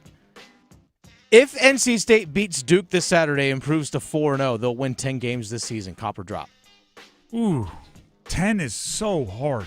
If they beat Duke, Virginia Tech looks beatable. Yeah, they don't have a coach. And you'll avoid the one-game bump, right? Because they promoted the assistant, and usually when a beloved assistant gets the head coaching interim job, that next game, the team rallies around him hard as heck. And then the next game, it's like, oh, we used a lot of energy last week, coach. Back to reality. We're not that good of a football team. Virginia Tech looks gettable, which would be, 5? Then Campbell, very gettable, 6? which would be 6. 4 of their next 6 games are ranked. That's a tougher one. They did not get the luck of the draw in the ACC schedule this year. Notre Dame is number 24, although they haven't necessarily won, but they've lost to good teams. Yeah, and very close games. Pitt is not an easy one, although not unranked, and they lost to West Virginia this past weekend. Georgia Tech is a tough one. Miami's top 10 in the country. Florida State's top 10 in the country, and then you know that North Carolina is always kind of a toss-up. 10 is tough. If they beat Duke, I would put it at very, very near 40% they get to 10, which I'm dropping it, but that's a healthy percentage for something you've done once in your program's history. 40 is don't be sad about it. Be happy that you got the chance. All right, let's also keep focus on Saturday, Duke versus NC State. Between Darian Mensah and C.J. Bailey, cop or drop, one of those two will win ACC Player of the Year. I'm going to drop. I'm going to drop it for a few reasons. Actually, really for one reason. They're not the teacher's pet. They're not the cool kids. They're not the homecoming king. Miami, Florida State, they like the brand names. I think they could put up better stats than maybe a Carson Beck or even like a Haynes King right now. He's like Hansel from Zoolander. He's so hot right now. Everybody's just so excited. Mensah and Bailey are just casually going about their business and playing really good football. But they don't come with all the narratives and everything else. I think the better case for either of them, especially if this season goes very strong for them, they both have eligibility. If they come back next year and they're on some preseason All-ACC lists and they're the buzzworthy and Beck's in the NFL and King is gone and their teams build around them because if you are a very good quarterback, suddenly a bunch of players want to come play for you and stay around to play with you. I would say maybe not this year, but next year I could see it very, very, very likely if they continue to build on the trajectories that they're on. All right, quick hockey question here real fast. Ooh, I like it. Training camp is starting this week for the Carolina Hurricanes. Cop or drop, the Canes win the Metropolitan Division this season? I'm copping it. They've been in that mix for a long time now, and I think they've gotten a decent amount better this offseason. And because, like, if you're in the mix and you get a decent amount better, you should be above the mix. Obviously, health plays a factor. I mean, I know what we're going to be talking about at least once a week as soon as they step on the ice for the first time next Monday. Goalies, right? Mm-hmm. And that's going to play a massive factor in it.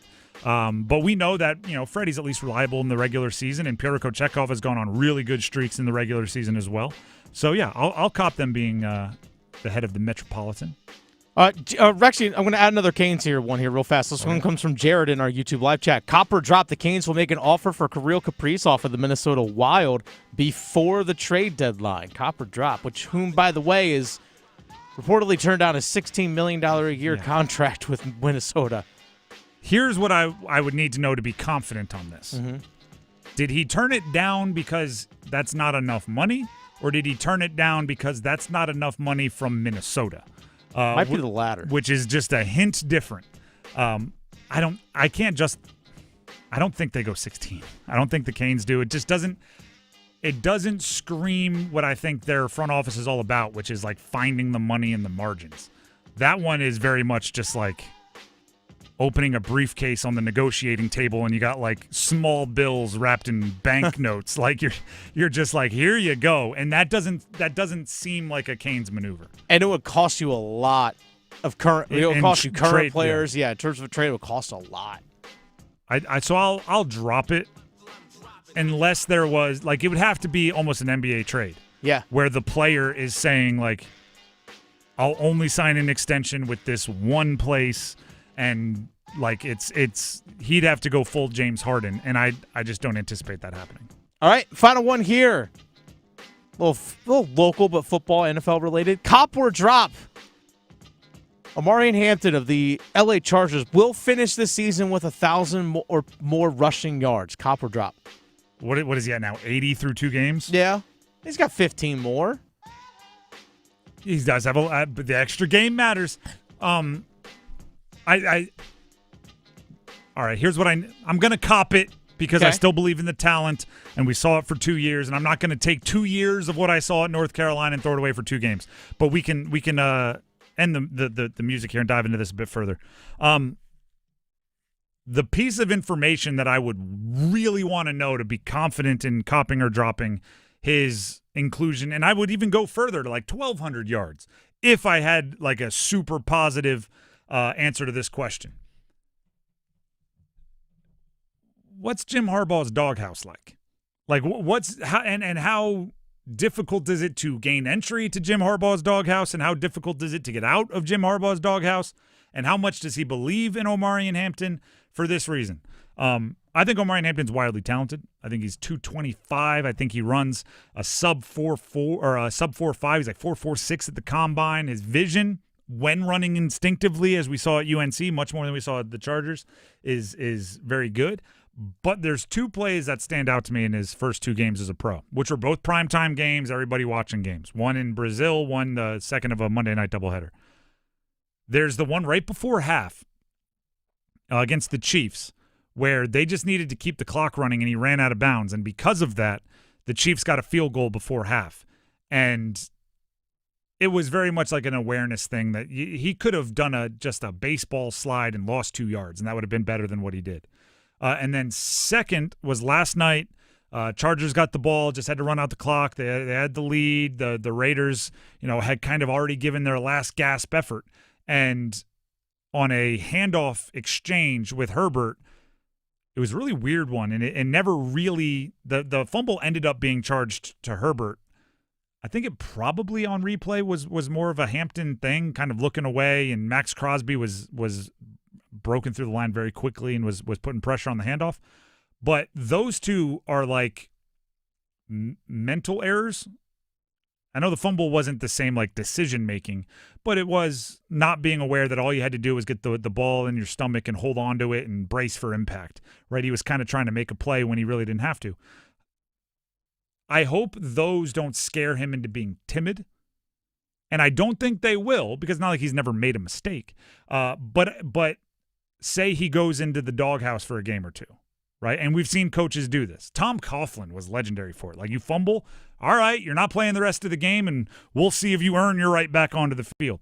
Like, if he goes into the dog, say he plays 30% of the snaps after playing 60, 70, 80, whatever it's been the first two, and Najee Harris looks good, and he's in the doghouse for 2 games.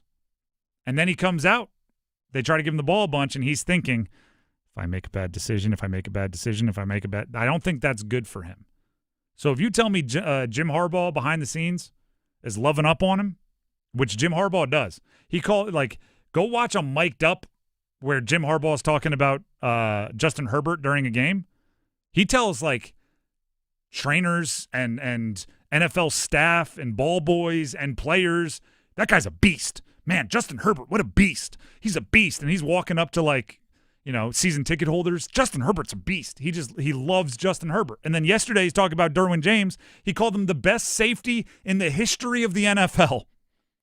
Not like the best one right now. Not, he's playing really good football right now, or he's an all-pro. Like, he said, Polamalu, Ed Reed, all these guys. Nope, he is the best in the history of the game. If he's given that same kind of energy to Omarion Hampton, I think he's 1,000 yards easy, because that's just going to keep filling him with confidence, and eventually he's going to get to the player we saw at North Carolina. If he's a little bit more hard-nosed, I'm not sure how that goes, because for whatever reason, Hampton is running less instinctively in the NFL than he was in college, where he would just grab it and go, and he was super confident, and it was one cut, and it was no timid, no foot patter. It was just flying around, and I'm seeing some of that in the NFL. The faster he gets that out of his system, the faster he'll be the prospect that everybody thought he was. The Drive with Tim Donnelly, 99.9 The Fan. We do have a feedback frenzy where we'll hear from many of you. But first, Dennis Cox has something for you. I do. Dennis Cox here for Loan Pronto. Folks, are you maybe trapped in a high-rate mortgage, watching all your hard-earned money just vanish away every single month? Well, stop doing that. Right now, Loan Pronto, they are delivering the lowest mortgage rates in 3 years. Loan Pronto's rate reduction home loan program is a streamlined, low-cost way to slash your house payments by hundreds of dollars a month. Lock in a fixed rate as low as 4.99% APR and close in as little as 2 weeks. No appraisal needed in most cases, and here's the kicker. You can skip your next 2 house payments entirely. Don't wait. Rates this low won't last. Call Loan Pronto now for your free, no-obligation quote. Imagine this. Lower payments, more money in your pocket, and a fresh start with a better mortgage. Call 919-381-1760 or visit loanpronto.com to lock in your new low rate and skip those next 2 payments. Don't let high rates hold you back. Call 919-381-1760 or go to loanpronto.com right now.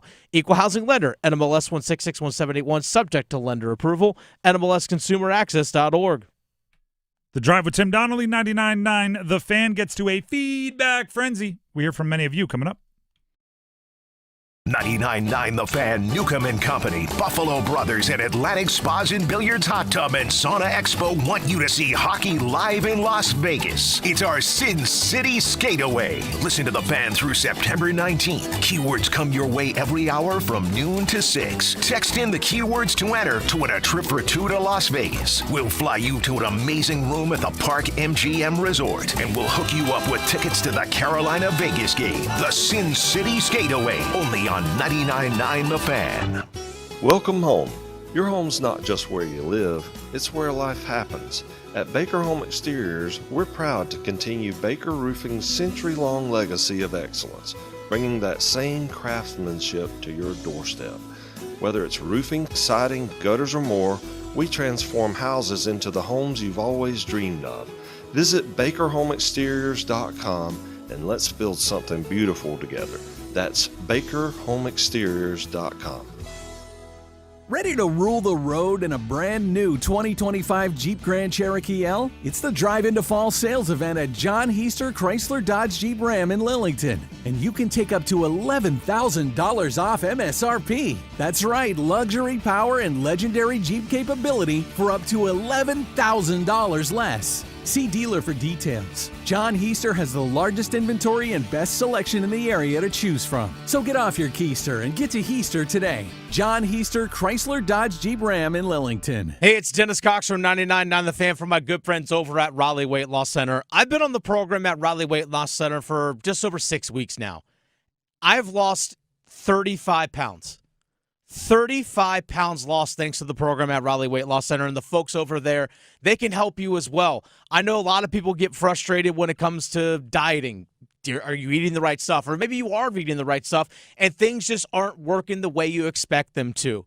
Through Raleigh Weight Loss Center, they'll get you on the right plan, but also you don't have to deal with any of the injections or shots, none of the side effects, no steroids or HGH. It's just you and your body doing the thing it naturally can do, which is burn off fat. And not only reaching that goal weight, but also maintaining that target weight as well.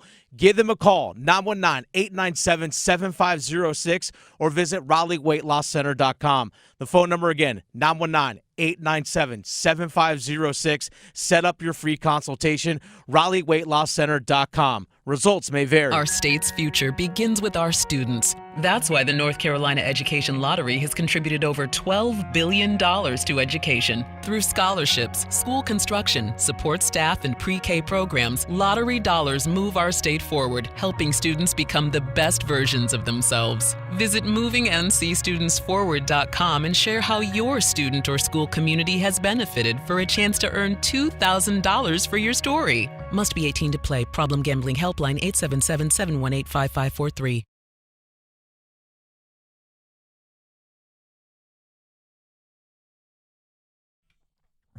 The Drive with Tim Donnelly, 99.9 The Fan. It is time for a feedback frenzy.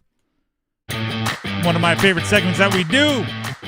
Dennis goes onto the interwebs, looks for feedback from all of you, comments to our YouTube conversations, meaning conversations from this show that we post, social media, whatever it is, and he brings your feedback onto the air for us to respond in real time. Dennis, what do you got? All right, this actually comes from our YouTube live chat. We were having a conversation earlier about the Carolina Panthers and can a quarterback actually succeed with what they've built in Charlotte so far. This one comes from Steve. Best thing for Bryce would be to go somewhere with a proven coach. At best, he can be a backup quarterback somewhere. At best, he can be a backup. That's what Steve said. Listen, everything is a game of percentages, right? I don't think it's likely that Bryce becomes a top-end starter. I think there is some percentage where he becomes a top-end starter. So it's hard to say at best he's a backup. It might be a small percentage, but at best he reaches some lofty heights. Remember, he's a Heisman Trophy winner. He the last last 4 games of last year were pretty good. By the way, there's a world where Tebow had like regular success. There's a 0.0%, 0.2% chance, right? Tebow won a playoff game. There is some percentage that Bryce Young, and Bryce Young is just a better NFL quarterback than Tebow ever was, if just being real. I don't think at best he's a backup. I do think it's unlikely that he reaches the heights that you would need to be a successful number 1 overall pick for the team that drafted you.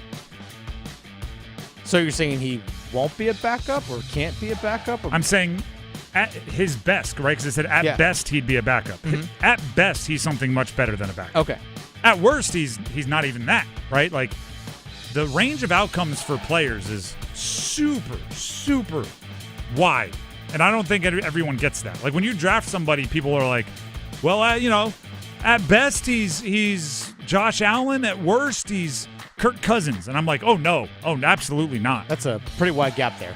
Well, it's much wider than that. Yeah. Like, the actual outcome of a number 1, like Cam Ward, at best, he's, like an MVP candidate. At worst, he's out of the league in 4 years. Like, that happens, right?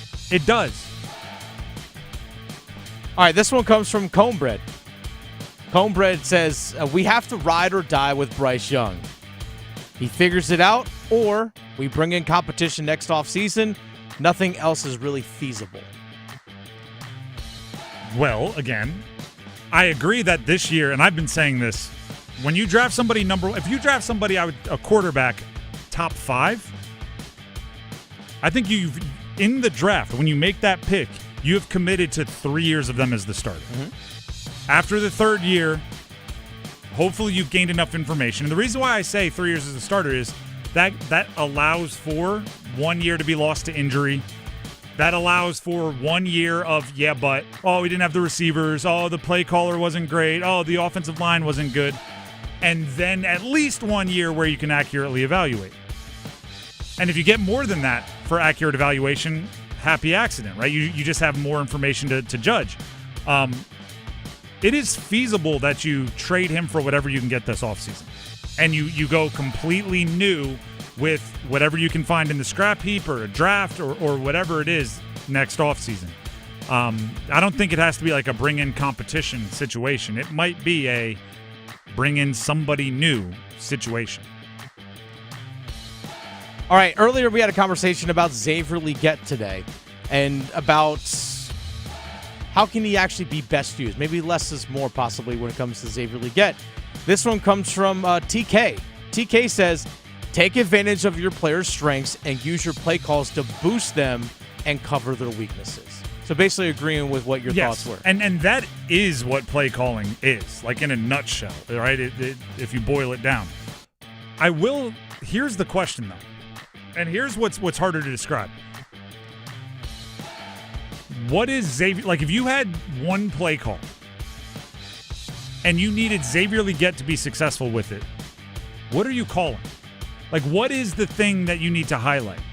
I think that's a more difficult question than you think.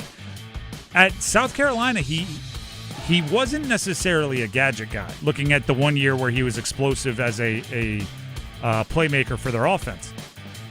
He was a downfield guy. He was just a very limited route tree guy, right? It was basically vertical or now screens. He wasn't running a lot of polished NFL routes. So I think he might, like, the best way you work him in is as a take the top off deep threat guy, maybe only gets the ball in broken coverage situations until he proves to you there's more you can do there. Or true gadget guy, and you go with the like almost gimmicky ways to get him the ball in space, the fake screens and the reverse throwbacks and everything else, like you would use a kick returner style player on offense, which I talked about earlier. But it's whatever his role is, I think it needs to be narrowed down to whatever he does best. And I guess you'd have to trust them to figure out what he does best, because he really hasn't done anything best yet. All right, I think we're also figuring out that more than one thing could be true when it comes to Xavier Legette as well as this Carolina Panthers offense. Like, for example, Roadmaster said, a lot of people won't like this, but I blame Bryce, not XL. And this one comes actually from Comebread as well, who actually we just referenced here a moment ago. Just in response to that, this is all in our YouTube live chat. Comebread said, XL flopping last week wasn't all his fault, but pretending it was just Bryce Young issue or just a Bryce Young issue and not Xavier Legette is asinine. So, hey, you know what? More than one thing could be at cause here. Actually, as somebody that has notes on every single one, every single target, there's a few options. On the first, it was a screen with nothing available. That's a play calling mistake. So you put that one on Canales. The second one, he got absolutely no separation on a crossing route. Bryce probably shouldn't have thrown it, but if you don't get separation, I have a hard time blaming anyone else for you not making a catch. That's on Legette. The next one, he does find an opening, soft spot in the zone. Bryce skips it to him, about 3 yards in front of him. That one's on Bryce. So now we have 3 incompletions, 3 different blames. Yeah. And we could keep going. There's the offensive line should be blamed for at least one because it was knocked down at the line of scrimmage. And if defensive linemen are able to get their hands up, that's on the offensive linemen. Break their ribs when they do that.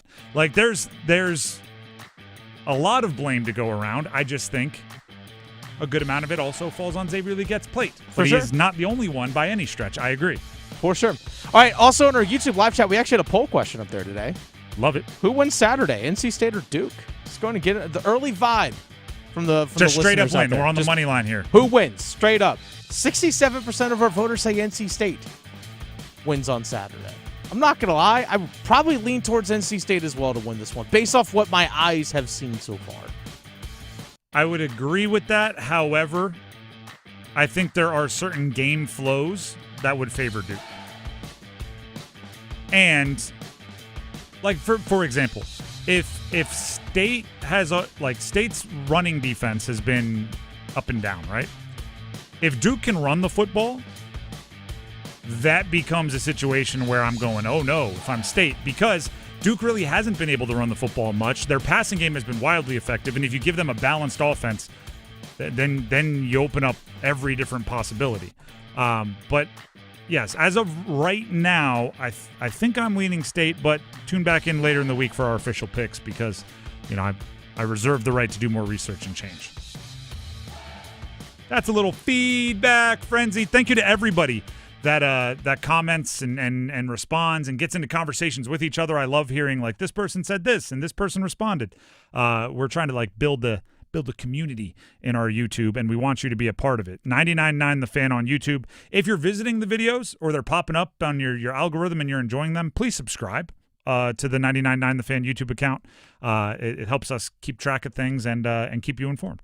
With that being said, Dennis has something he'd like to keep you informed about. I would. I'd like to tell everyone, join the Fan at the Aluminum Company on Hamlin Road in Durham this Friday afternoon as we host the drive live from 3 to 6. I know, Tim, you're actually going to be off on Friday. It's going to be myself and Paul Ihander out there.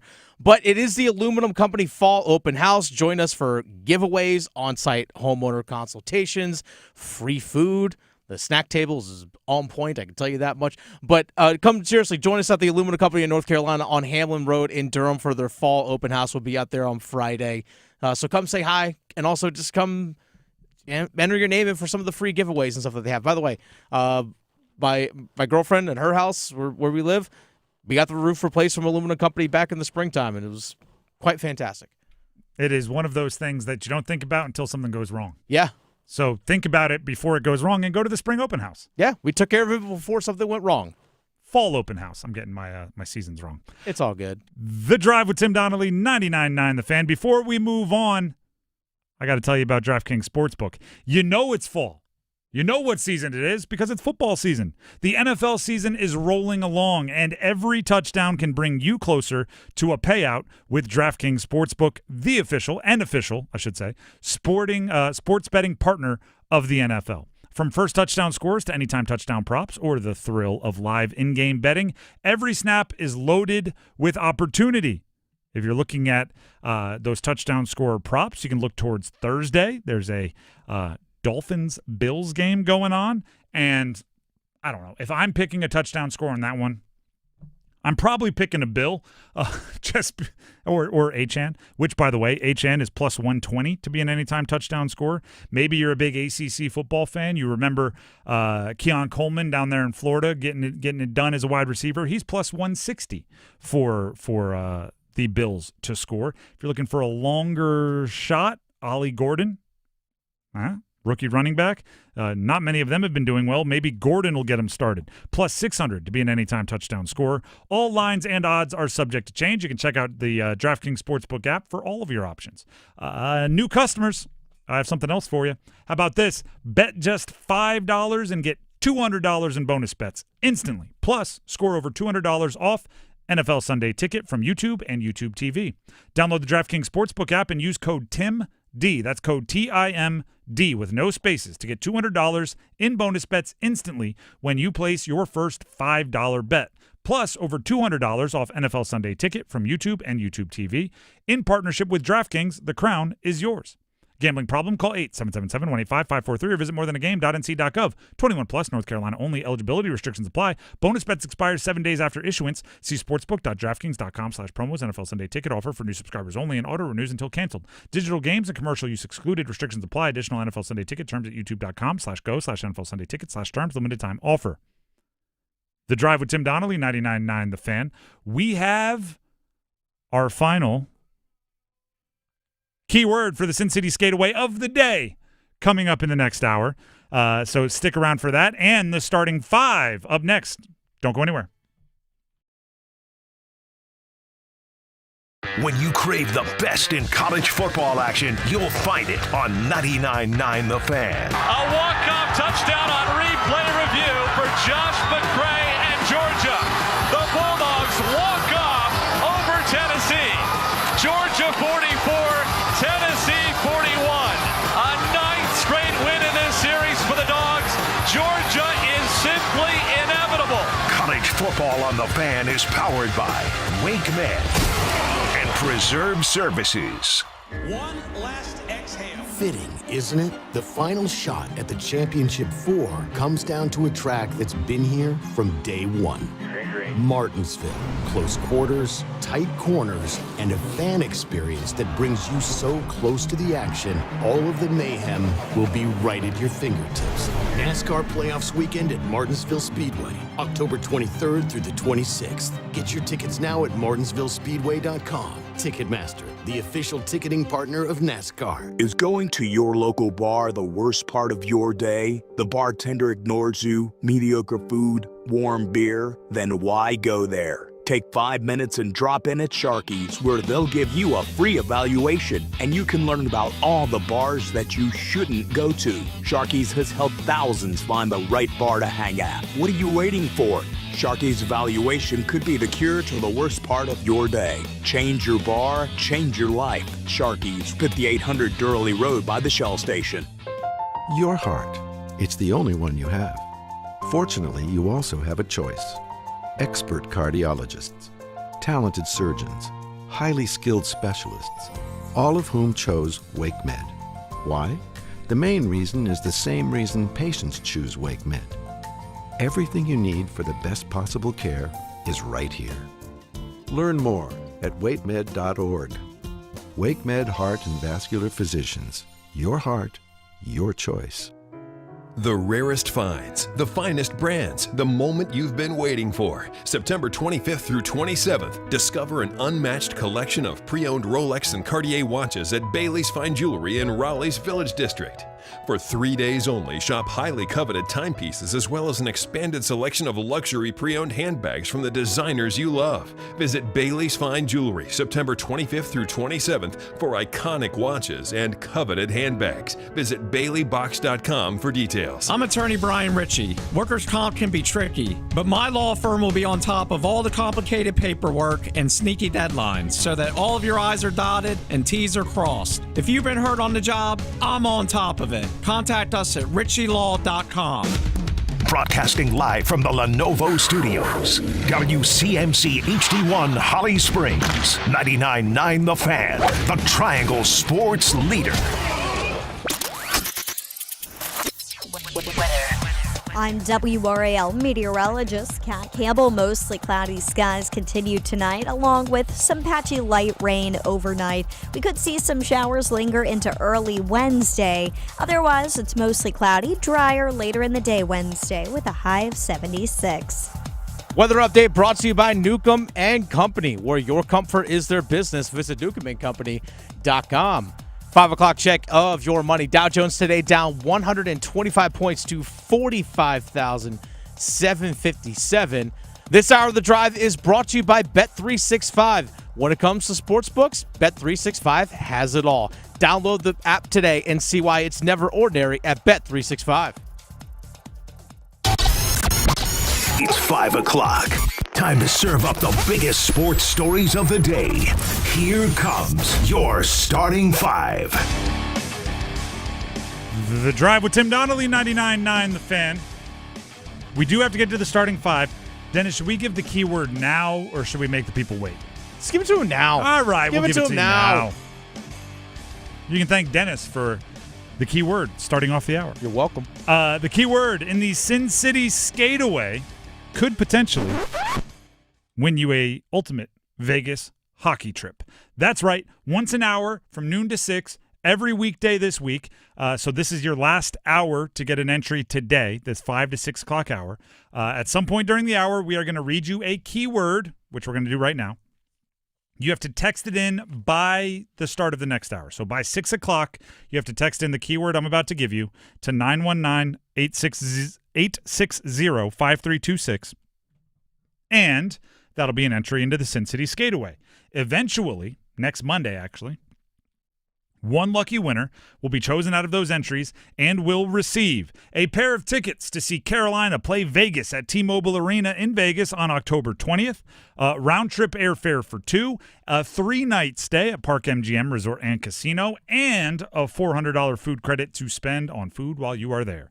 It is an awesome prize. You do not want to miss your shot at the Ultimate Hockey Getaway. Brought to you by Park MGM Las Vegas, Atlantic Spas and Billiards, Hot Tub and Sauna Expo, Buffalo Brothers, and Nukem and Company.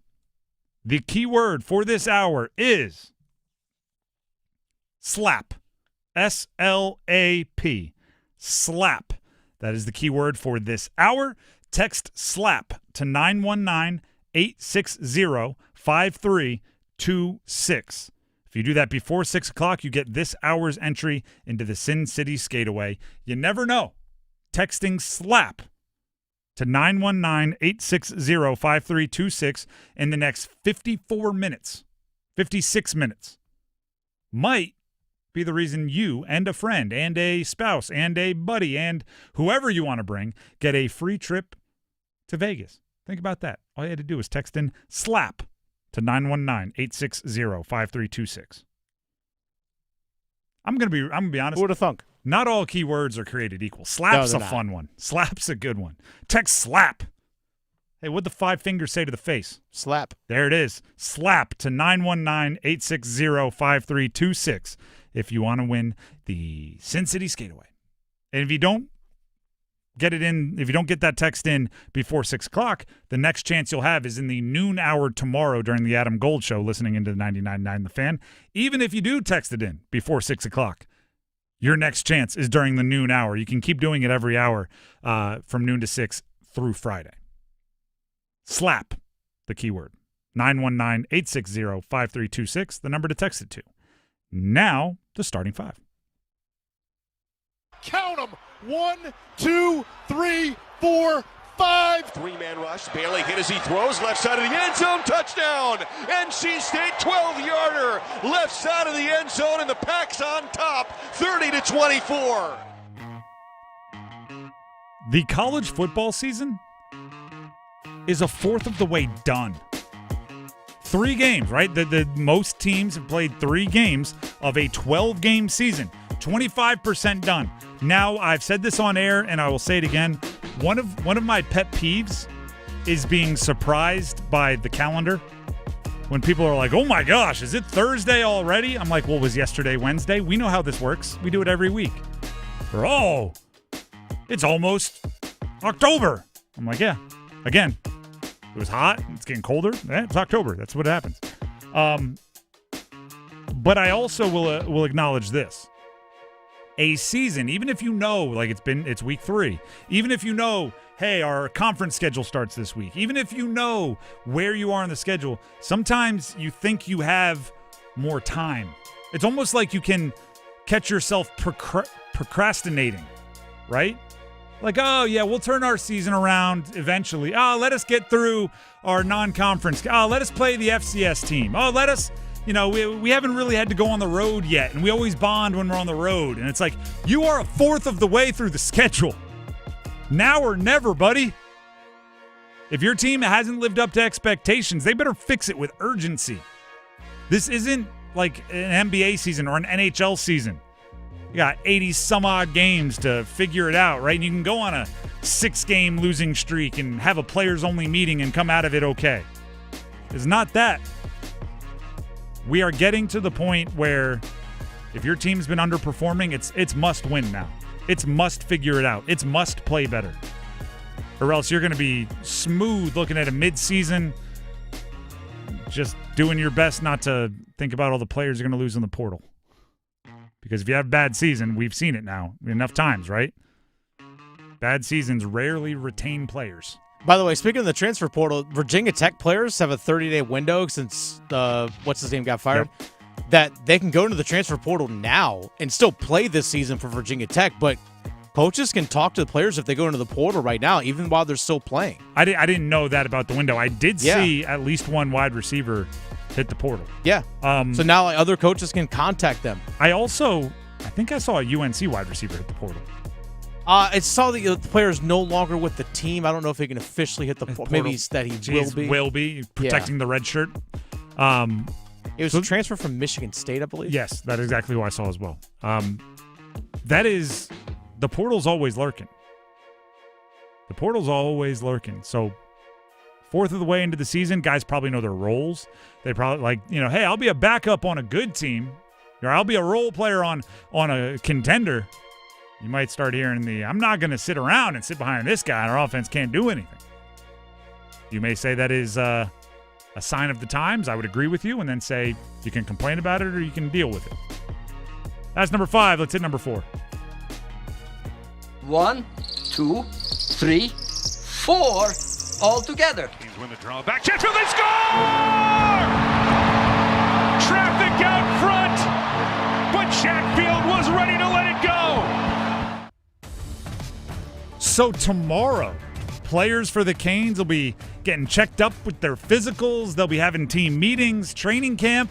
Although on the ice doesn't start for another day. Tomorrow is kind of the, syllabus day. For those of you back in college, hey, it's syllabus day. It's orientation day. It's moving to the dorms day. It's everybody's here. Let's get the vibes situated day. Dennis, I know you were over at the facility. And we have some audio for tomorrow's show. That we will. Give the people what the vibes were. What'd you see? What'd you learn? What can they expect tomorrow during the show? So a bunch of the guys were on the ice at Invisalign this morning skating, basically just playing like their own little 5-on-5. At least for what I saw, their own little 5-on-5 game.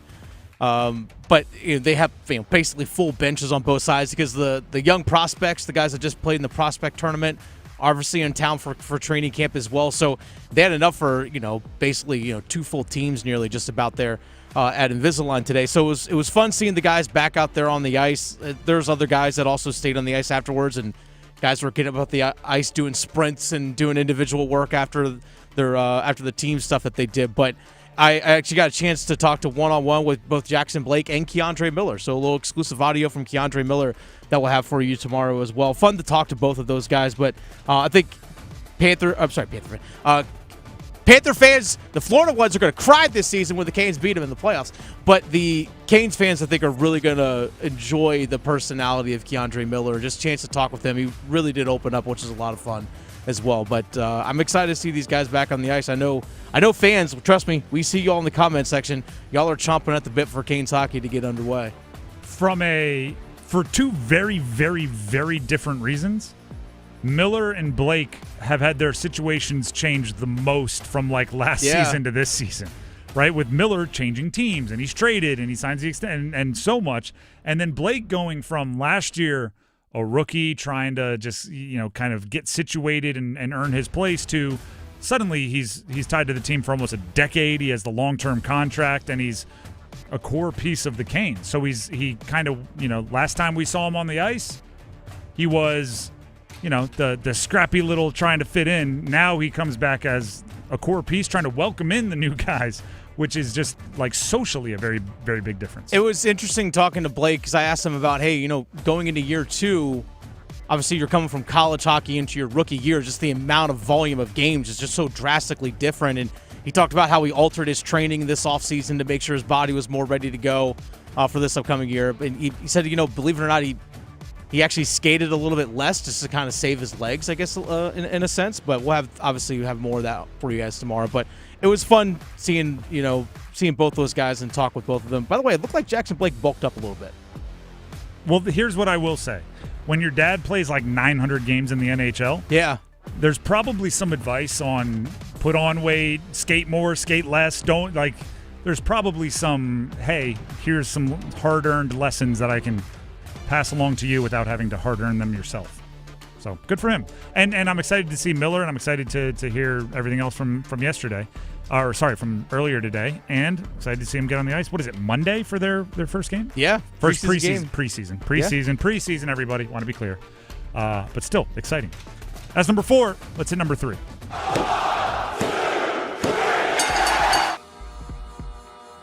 All right, so the NFL had a doubleheader for Monday Night Football last night. It was Tampa at Houston to open it up. Tampa won 20-19. And then Chargers at Raiders. Chargers won 20-9 at the in the nightcap. Few things, okay? I'm big on, hey, if you see a team that has things going in the right direction, what can you learn from them? I think the Chargers really have things going in the right direction.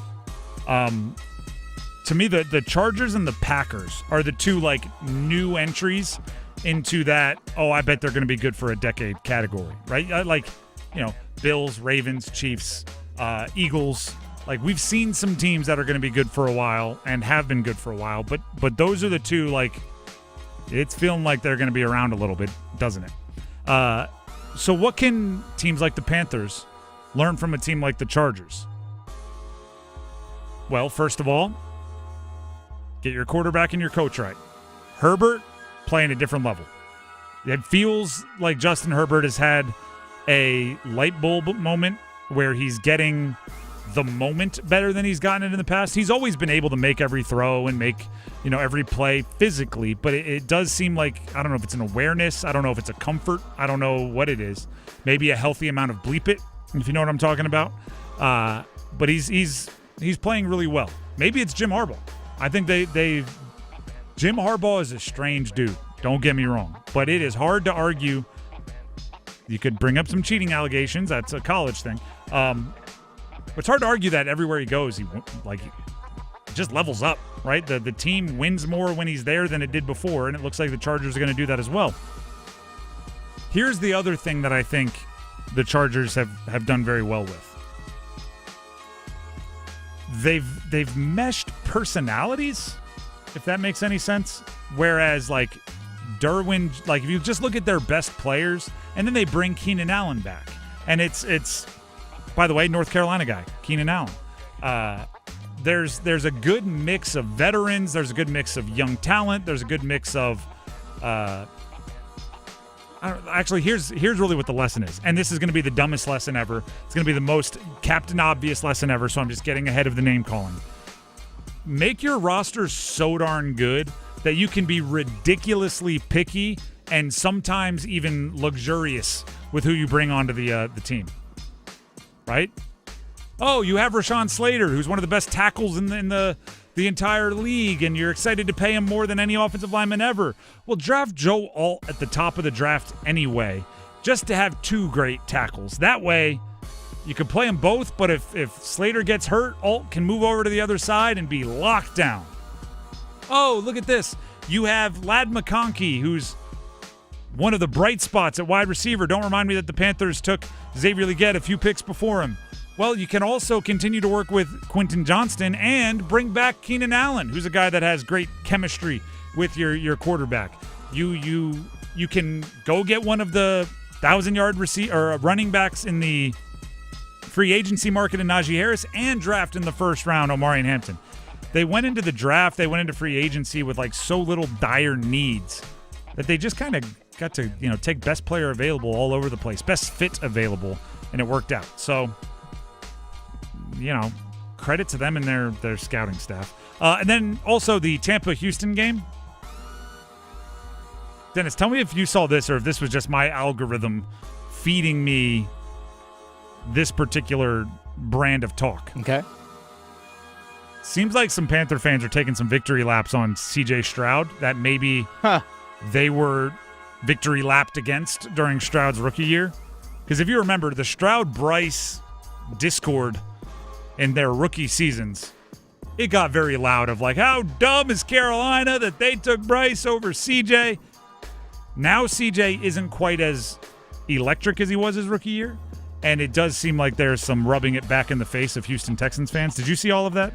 I did see a little bit of it, but I'm also thinking, do you really have the room to say that? Because I don't think you do. I think it's more like, yeah, we were wrong, but you were also not right. Like, it's not exactly. Yes, because the Texans have made the playoffs the first 2 years of C.J. Stroud. So, and I still think if you went to most executives and said you get to pick one, they're taking Stroud. Yeah, easily. That is number, 3? Yeah. Let's get to number 2. Just the two of us. I feel great about playing football right now. There's our very own head coach of the Carolina Panthers, Dave Canales. Now, the Panthers did make some claims off of practice squads around the league. Dennis, do you have the details on that? I have one here in front of me, which would be Nick Samak. Samak, there we go. A center off of the Ravens practice squad, which is a position of need now that Austin Corbett is out. And they also, the linebacker off of the Bengals practice squad. Do you want to try to pronounce that one? Mayama Jungmeta. All right. And if we are mispronouncing that, we apologize. Nailed it. Practice squad player from the Bengals claimed by the Panthers. Yeah, he's an off-ball linebacker. Mostly a special teams guy. Again, positions of need. I also wonder as well, if you're a practice squad defensive player for the Bengals who have a terrible defense, there's that. But go on. Yeah, but you don't have to be all world to work your way into some kind of rep for the Carolina Panthers. Beggars can't be choosers. I like that. By the way, it's in the scheme of things, these are tiny moves, right? You're grabbing someone off the practice squad to be one of the last guys on your roster. It's not crazy. I do think there are rules. They have to be on the active roster for 3 games, something like that. Yeah, something along those lines. So they're going to be at least healthy and actives on the active roster as the over the next couple of games. But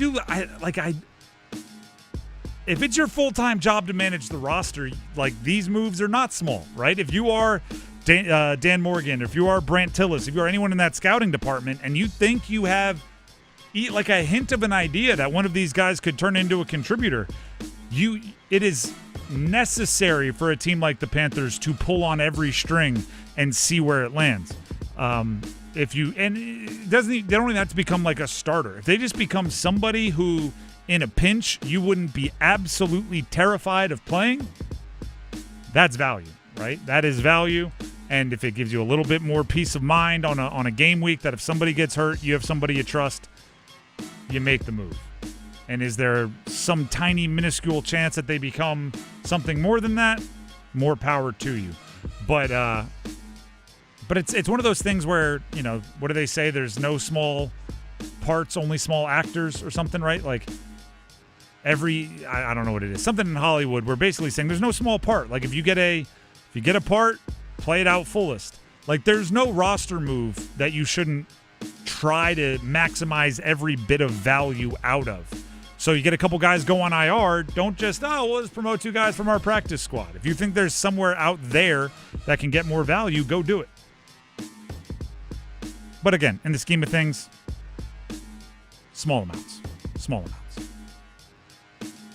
That's number 2. Let's hit number 1. Go won! NC State at Wallace Wade Stadium against Duke this upcoming weekend. Talking football, and we've referenced it a few times. Duke's favored 3.5 last time I checked. 3.5 points. Duke's favored over NC State. I do want to make one clarification here because I think it became just like sports radio, sports media assumed that home field equals a 3-point advantage. Apparently that is not the case anymore. With advanced analytics, different home fields are worth different amounts. Some teams play better on the road than others, so it is no longer an assumed 3 points for playing on the road. Interesting. Okay. According to all I'll say is somebody that is in the gambling world sent me a long article, and I read the whole darn thing. And some are like it could be a half point for playing at home if you have a team that isn't necessarily well supported by their fans and it's not a far travel and you have a team that plays well on the road. Or you could have one that's as much like if you're playing in one of the scariest places on earth and it's a small team that doesn't go there that often and you're flying a long way to play there and you're crossing time zones, could be like a 6-point difference. So sports books with more information no longer just go, you're playing on the road, 3 points. And we're looking at the former of those situations that you just mentioned. I mean, Duke to NC State, it's 30 minutes. Yep. And you know a ton of State fans are going to be at that game for sure. You're not going to be jet-lagged playing at Wallace Wade, going all the way from Raleigh. So it is, the 3.5. I say all of that to say if Duke's favored by 3.5, that's the odds makers saying there are reasons that make us think Duke is points better. It's not just, well, there are two teams that we see as even and one's playing on the road, so we gave them 3 points. Like, it's not that. But I will say this. I didn't think at this the questions that we have about NC State, because both teams there are questions, right? State's 3-0, but you could argue their schedule's easier. You could argue their wins weren't convincing enough for you to be super confident about. And then there's questions about Duke, and they are 1-2. So obviously there are questions about Duke. Here's where I think it's different, and here's why I'm almost, more comfortable assuming State's going to play well, but I'm not necessarily picking them yet. The questions we have about State are questions I assumed we would be asking at this point in time about NC State. The questions we have about Duke through 3 games are not questions I thought we would have about Duke through 3 games. So it's almost like State can lean on what we knew was going to be good and is good, if that makes any sense. Like I was optimistic about their pass catchers and CJ Bailey, and based on what he had shown and the developments and the weight putting on and those sort of things. I did know that their defense was going to have growing pains. When I asked Dave Doran at ACC Kickoff, what position battles are you looking forward to in training camp? And he basically said, the defense. That immediately puts in my brain, all right, particularly early in the season, they could give up some big plays. They might not be where they want to be in assignment football. So, okay, looking after 3 games, they've been up and down as a defense, but their offense has been explosive. We were big fans of Hollywood Smothers. Everyone I talked to around the NC State football team was high on Hollywood Smothers. He's had a really good first 3 games. Like there's that. Look at Duke now. Their defense has raised some questions. I was very confident in their defense. I thought if there was a way that this early season would go where you're concerned, it would be the defense is playing well and keeping them in games while the offense has to work in some new receivers, a new quarterback, and new stable of running backs in that just their roles would be different.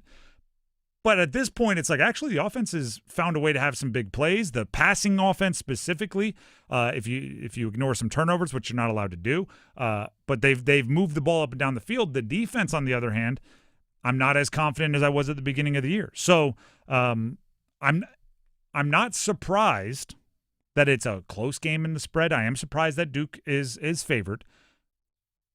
And I'm I don't know, just a little bit more caught off guard by how the first 3 games of Duke has gone. Not even that they're 1-2, but that the games have played out the way they've played out. Meanwhile, State, 3-0 or 1-2 or 2-1, whatever it is, the way the games have played out, outside of some struggles against ECU I was surprised by, but especially the last two, it's kind of what we expected for State as far as the good and the bad and where they need to step up.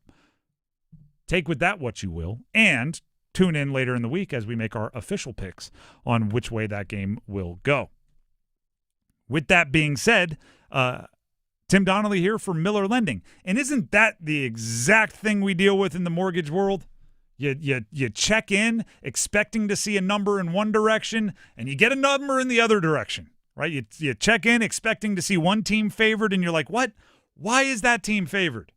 Why is the other one favored? Same thing with the mortgage market, right? Everybody was telling me at this point in the calendar year, when the Fed cut does this, or when this election happens, or when this happens, rates are going to fall. And then you check the mortgage, and it's like, wait, why are they up 2%? And then when everybody's saying, you better lock in your mortgage now, rates are only going to go up.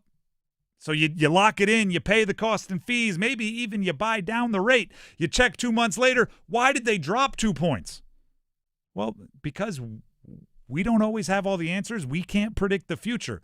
But Gordon Miller and Miller Lending can make it so you don't have to predict the future.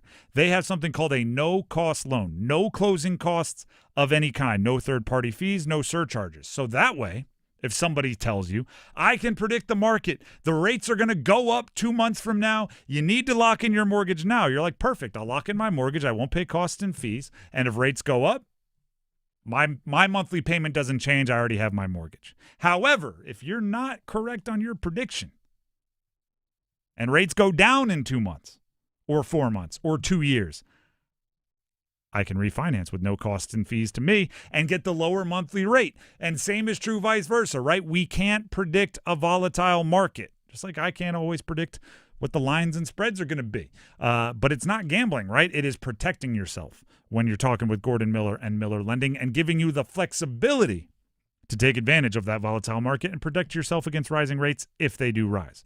Give them a call. They'll explain more. 919-447-3377. That's 919-447-3377, or go online to millerlending.com. Once again, millerlending.com. Miller Lending is an equal housing lender, NMLS number 250-2146. Next up here on the drive, we need some numbers game contestants. We have stand-up comedy tickets. I'm a massive stand-up comedy fan, and if you are as well, you're going to know this name. We have Jimmy Carr tickets at DPAC on September 26th. Very funny one-liners. Some that'll catch you off guard, if you know what I mean.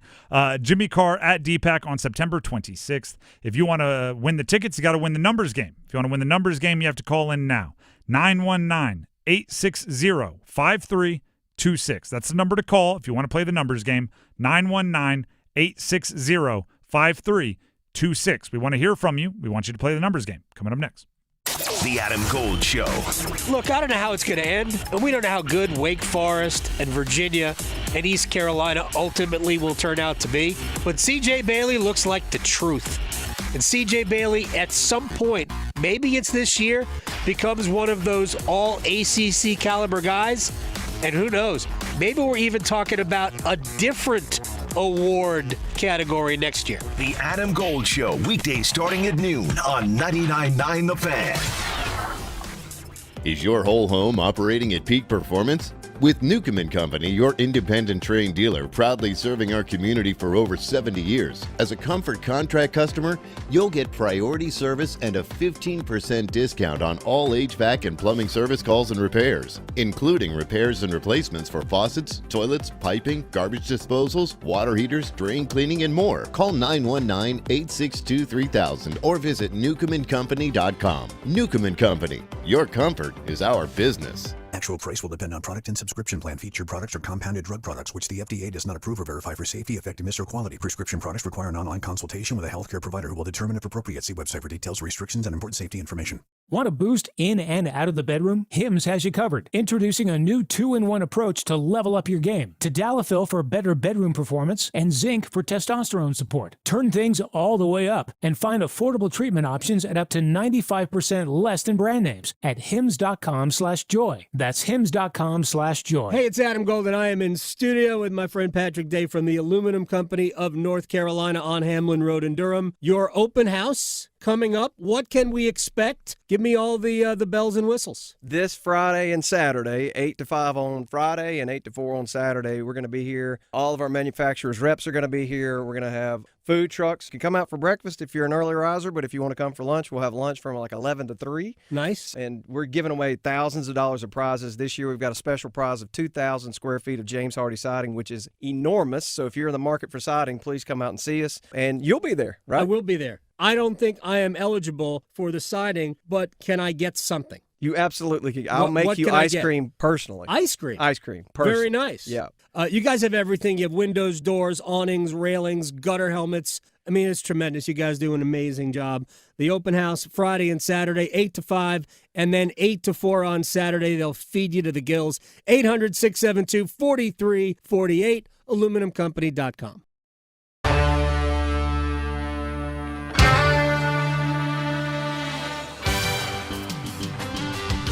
The Drive with Tim Donnelly, 99.9 The Fan. It is time to play the numbers game.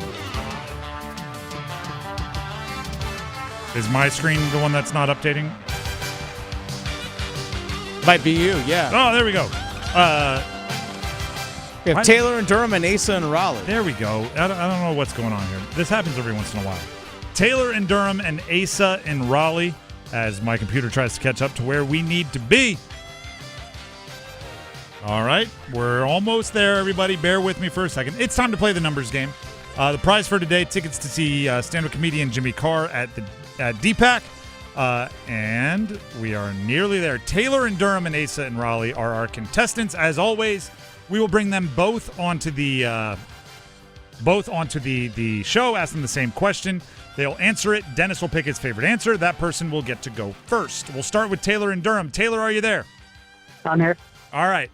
So earlier today, we talked about how the college football season is through 3 games already and kind of fall is sneaking up on some people. So the question is, what's the best part of fall? I'm not going to lie. I do like me some pumpkin. I did a pumpkin cream cold brew as soon as the temperature dropped. It's just so good. All right, Dennis, any follow-up questions? No questions. The pumpkin and the pumpkin cold brew and all that sort of stuff. That brings us to Asa and Raleigh. Asa, are you there? Yes, sir, I'm here. All right, same question to you in honor of, being a quarter of the way through the college football season. What's the best part of fall? Absolutely. I mean, I'd have to say it's a combination of a couple things. Obviously, the leaves changing, so you got to get up to the mountains. Football's back, greatest time of the year. And then, obviously, you got all the holidays coming up. You got Thanksgiving, Halloween, and Christmas coming here soon. All right, Dennis, that was a lot. Any follow-ups? No follow-ups at all. All right, so we the 2 answers you get to choose from are the very specific, like the pumpkin cold brew, or the very broad foliage, football, and holidays. I love football. I love foliage. I love the mountains. I grew up in the mountains in Virginia. I got to go with Asa on this one. All right. He hit all the big ones. I mean, it's a good strategy, don't get me wrong, but it's an interesting play, just throwing them all out there, throwing them all, but hey, seeing which ones hit. You hit a few homers on that one. There you go. Asa and Raleigh gets to go first. Taylor, don't worry, you'll have your chance. You'll just have to sit on hold for a few seconds before we get rolling. Asa, are you ready to pick a category? Yes, sir. All right, they are NFL players with mid-September birthdays, NFL players that played for teams that don't exist anymore, and that would include teams that have relocated, NBA players known for their strange shooting form, or NHL Hurricanes only. I'm going to have to go with the NBA strange shooting form. All right. I will give you the team and the player. Give me the jersey number as quickly as you can. 30 seconds on the clock. 1 pass if you need it. Do you have any questions before we get started? No, sir. All right. Your time will start when you hear the horn. Draymond Green, Golden State Warriors. 23. Correct. Tyrese Halliburton, Indiana Pacers. 0. Correct. Joakim Noah, Chicago Bulls. 13. Correct. Clyde Drexler, Portland Trail Blazers. 21. Incorrect. Sean Marion, Dallas Mavericks. 31. Incorrect. Clyde Drexler, Portland Trail Blazers. 25. Incorrect. Sean Marion, Dallas Mavericks. 34. Incorrect. Clyde Drexler, Portland Trail Blazers. 23. Incorrect. That would have been wild if he was number 23, having been the closest thing for a while there to a Michael Jordan rival. 22 was the number we were looking for. 22. Sean Marion with the Mavericks, 0, the number we were looking for there. He did wear 31 with Phoenix, which is, I think, what many people think of when they think of Sean Marion, the Matrix. Yep. But 0 with the Mavericks is what we were looking for there. You did get 3, which is a solid number. We'll see if it holds up. Awesome. Thank you. All right. That'll bring us to Taylor in Durham. Taylor, are you there?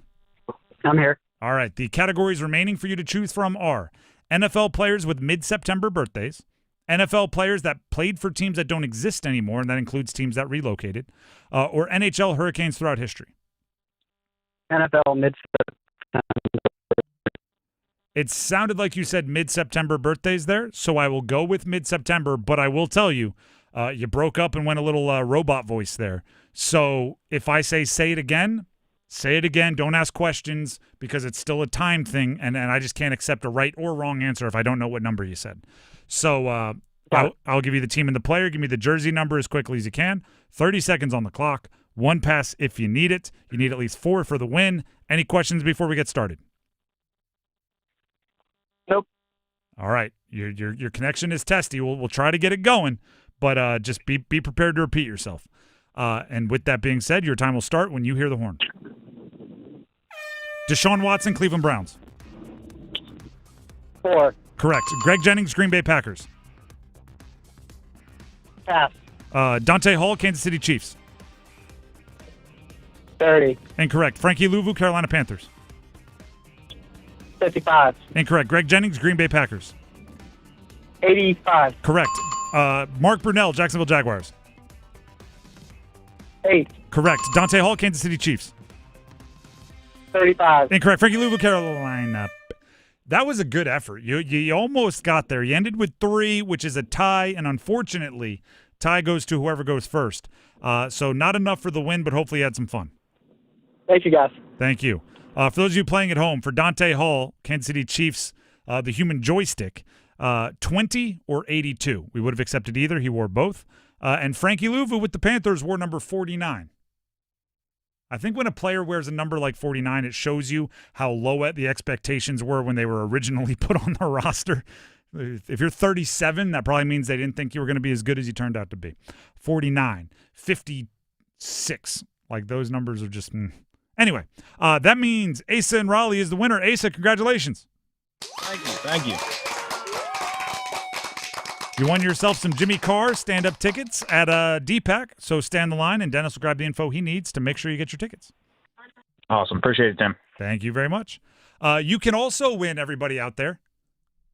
You could call into the numbers game. We play the numbers game every day around the same time, or you could just download our app. Brand new app, last week, debuted, live streams, YouTube videos, articles written, and amongst many other cool things that are all very easy to navigate, right? Streamlined app. Very excited by it. In addition to that, we have app-only giveaways. And we actually have our first one going on now. But the only way you can win is by downloading our app. So you can go to the Google Play Store on Android. You can go to the App Store on iPhone. If you're confused by any of that I just said, you can go to our social media bios. Click the links there. It'll take you to where you need to go. But you need to download the app. And then, first, as a favor, rate 5-star, right? Give us those 5-star ratings in the App Store. But then once you have the app, register, right? Make your little profile, register, put your name, put an email address in there that is a real email, a personal email, right? Something that you check, because registered users will have a chance to win some early sign-up prizes. And one of them, which we've already announced, is a pair of tickets to see Clemson and North Carolina football when they're in Kenan Stadium on October 4th. Which means Belichick, Dabo, the whole pomp and circumstance.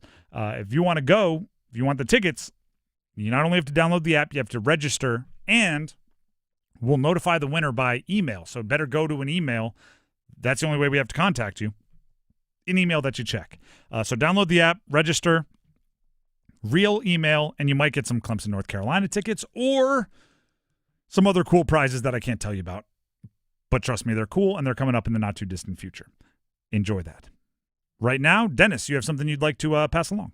I do. Dennis Cox here from my good friends over at Raleigh Weight Loss Center. Something that I've can say that in the 6+ weeks now that I've been with Raleigh Weight Loss Center and been on their program, I'm down 35 pounds. 35 pounds down since I started the program at Raleigh Weight Loss Center. And here's the wonderful thing about Raleigh Weight Loss Center that I really do appreciate and enjoy is that they not only do want to help you reach that target goal weight, they want to help you maintain that goal weight. So many of these diets that you see nowadays, I'm sure you guys have all seen the stories of people lose a bunch of weight when they get on this diet, then they put a bunch of weight back on, then they go back on the diet, they lose a bunch of weight, and then they put all the weight back on, and it's just this up and down, and it just gets really frustrating for people. Raleigh Weight Loss Center, their whole goal is to make sure that you maintain that goal weight as well. So that is all built into their program. Again, I'm 35 pounds down. I still have a good ways to go. Still looking at maybe another 10, 12, maybe 15 more, but I'm on my way. It's the goal is to get to a certain point, and I'm almost there. Just got to stay with it, and that's what Raleigh Weight Loss Center wants for you. By the way, no shots, no injections, no steroids, none of the side effects or anything along those lines. It's just resetting and restarting your metabolism. That way your body can do the thing that it naturally can do, which is burn off the weight. If you guys want to be on this program, or at least talk about it with somebody at Raleigh Weight Loss Center, the consultation is free. Just give them a call at 919-897-7506 or visit RaleighWeightLossCenter.com to set up that free consultation. 919-897-7506 or visit RaleighWeightLossCenter.com. Go ahead and make that first step on that journey. If you guys want to lose weight, trust me, it was frustrating for me for years.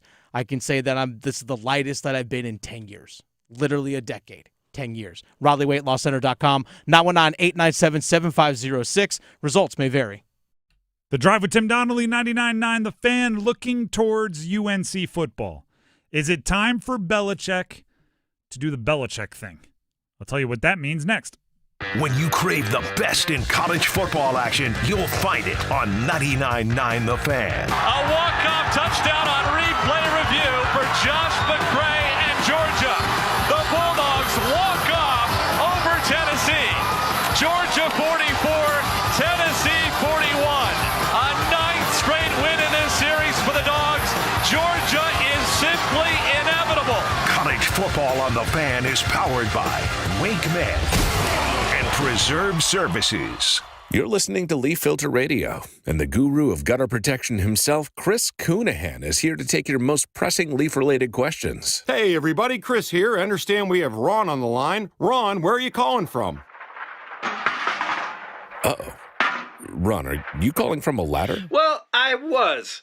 I wanted to ask Chris what I need to do to get my gutters ready to have leaf filter installed. Oh, Ron, you don't have to do anything. A Leaf Filter Trusted Pro will come out and clean out your gutters, realign and seal your gutters, and install Leaf Filter, America's #1 gutter protection system. So I didn't need to get on this ladder? Ron, Leaf Filter Trusted Pros are in your neighborhood and ready to help. Just visit leaffilter.com/deal to schedule your free gutter inspection and get up to 30% off. Thank goodness. What was that site? That's leaffilter.com/deal for your free gutter inspection today. See representative for warranty details. Promotion is 20% off plus a 10% senior or military discount. One discount per household. Struggling with high interest debt? You can pay it all off in days with Loan Pronto's Rapid Equity Loan. Hey, it's Dennis Cox. Get cash out now without touching your low rate first mortgage. No appraisals, no waiting, no BS. The Rapid Equity Loan program at Loan Pronto is amazing. One Loan Pronto client just got $300,000 approved in under 24 hours. They paid off debt, renovated their kitchen, and cut their monthly expenses by $1,800. That's a huge turnaround. Loan Pronto, instant approvals, low rates, no hard credit pull up front. Listen, your home equity is yours. Use it. Get cash to consolidate your debt down to one easy low monthly payment. Call Loan Pronto now for a free instant appraisal for your home and see how much cash you can get today. Loan Pronto is A+ rated by the BBB and have nearly 2,500 5-star Google reviews. Their service is off the charts. Call now to start the conversation. 919-381-1760, loanpronto.com. 919-381-1760. Get debt relief now. Loanpronto.com. Equal housing lender. NMLS 166171 on approved credit. NMLSconsumeraccess.org. Hands off, boy, an immediate hit by C.J. Mims, and the ball came out. Carolina comes out of there with the football. Mekhi Bear is sprinting down the far sideline. He's going to take it for a touchdown. The Drive with Tim Donnelly, 99.9 The Fan. You have 15 more minutes to text SLAP to 919-860-5326 to gain this hour's entry into the Sin City Skateaway and perhaps win yourself round-trip airfare, room at the Park MGM Las Vegas, food credits, tickets to see Carolina and Vegas play hockey, the whole Ultimate Hockey Skateaway. You could win. You could. You can maximize your chances by once an hour from noon to 6 weekdays, texting in the keyword that we give you to 919-860-5326. For this hour, it's SLAP. That's the keyword, SLAP. You have 14 more minutes to get it in for this hour. Don't forget, extra chance to enter on Thursday. How would you do that, Dennis? That's right. For an extra chance to win, join Victoria Vodenecker from the Adam Gold Show Thursday night at Buffalo Brothers on Lake Boone Trail. She'll be there for a sports watch party from 6 to 8. She'll have a QR code for you to scan and score an extra entry into the Sin City Skateaway. All right. Now that everybody knows that, we can look at UNC football. Before the break, I said, is it time for Bill Belichick to do the Bill Belichick thing? And I want to explain what I mean by that. Like if you say, what made Bill Belichick such a good coach in the NFL? What? And obviously the joke is going to be, well, Tom Brady. Fair, right? Players make the coach more than coach makes the players. I'll always say that. But let's not pretend like Bill Belichick didn't do a lot of good, especially in their early dynasty where the defense was carrying the offense in a lot of ways.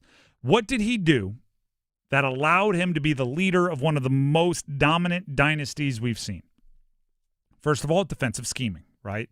Defensive game plan, defensive play calling, all of that stuff. He's a great defensive mind.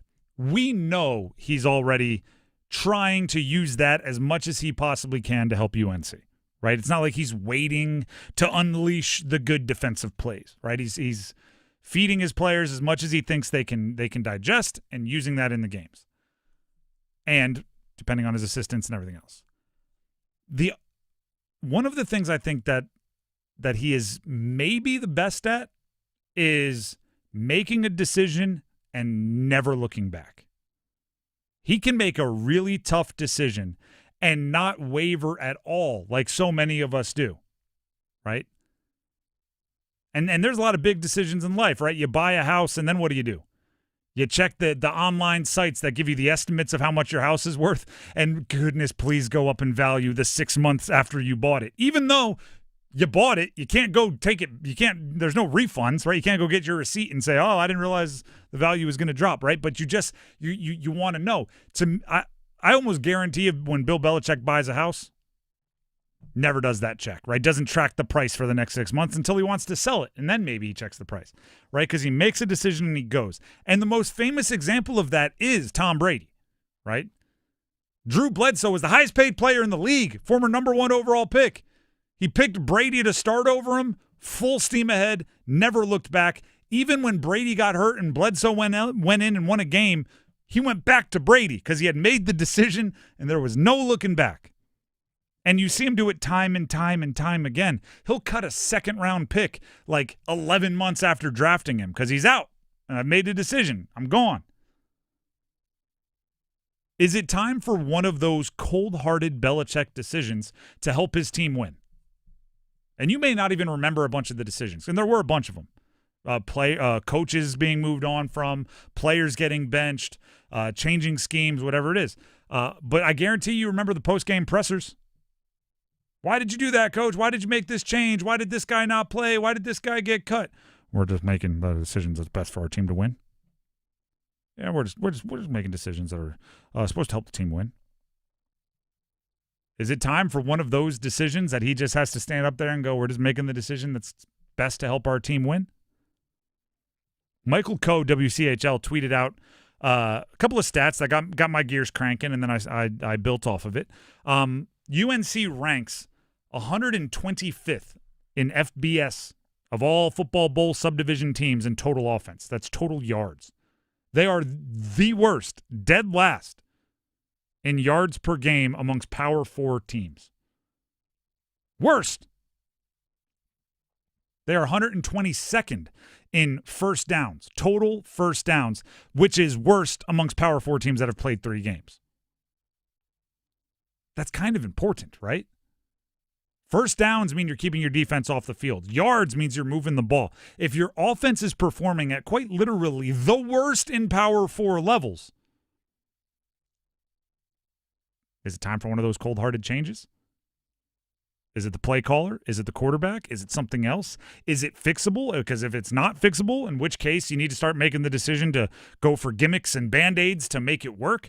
If you dig in further, you see that Gio Lopez, the starting quarterback, is 131st in passing yards per game in FBS, 99th in completion percentage, 127th in total completions per game, completing just 10 passes per game.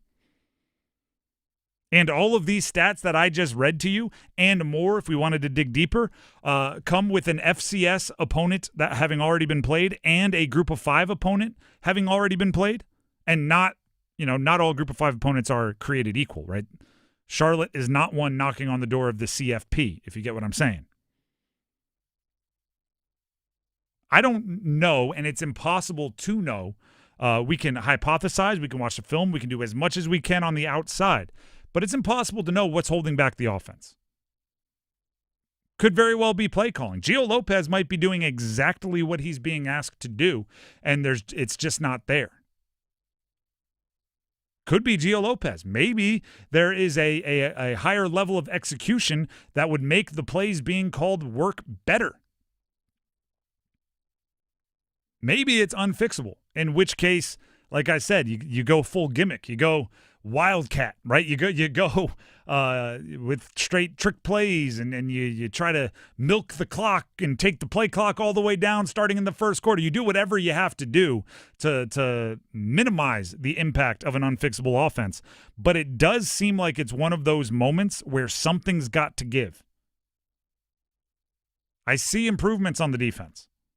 I see them getting more in tuned with each other. Their assignments are better. There's less miscommunication. And maybe that'll all collapse when they play a better opponent, because their opponents have gone down in quality step by step over the first 3 weeks. From TCU to Charlotte to Richmond. Now they're getting ready to take a step up to UCF on the road. Maybe their defensive improvements will go away. But I haven't really seen the improvements on the offensive side of the ball. Now, if you're playing the same level of competition, you're playing, say, all power conference teams, all ACC teams over 3 weeks, and your offense isn't getting better, that's room for a audit, right? What's going on here? Why aren't we improving?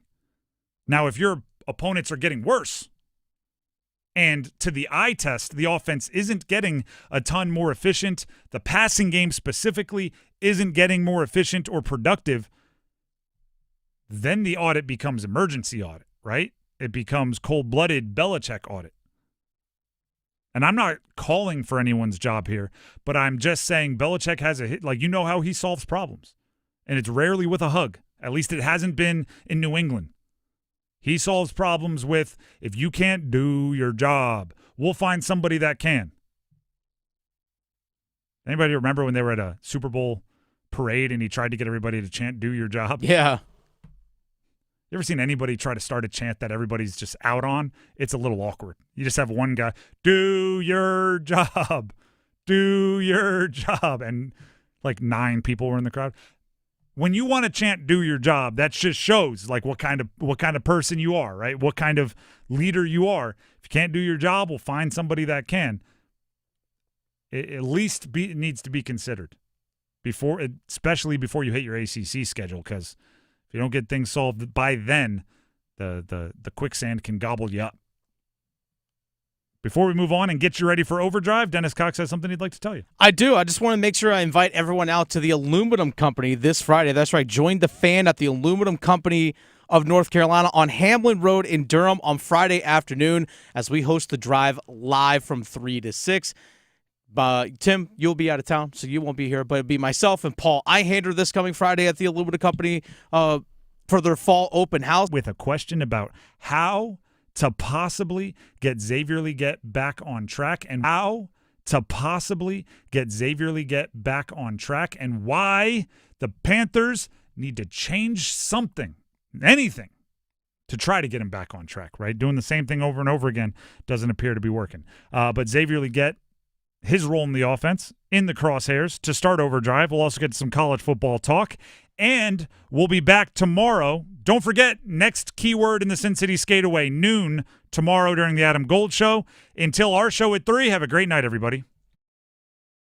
99.9 The Fan, Nukem and Company, Buffalo Brothers, and Atlantic Spas and Billiards Hot Tub and Sauna Expo want you to see hockey live in Las Vegas. It's our Sin City Skateaway. Listen to The Fan through September 19th. Keywords come your way every hour from noon to 6. Text in the keywords to enter to win a trip for 2 to Las Vegas. We'll fly you to an amazing room at the Park MGM Resort, and we'll hook you up with tickets to the Carolina Vegas game. The Sin City Skateaway, only on 99.9 The Fan. Hey, it's Paul Ihander from 99.9 The Fan for Clayton Homes. Fall in North Carolina, as we know, means crisp nights, football Saturdays, and big savings with the Red Tag Sales event going on now at Clayton and Oakwood Homes. It's the best time of the year to buy your dream home. And right now, prices are slashed. You can save thousands on select in-stock homes. These are move-in ready homes with huge markdowns, but only while supplies last. Like a strong defense on the field, Clayton-built homes are made to keep you covered.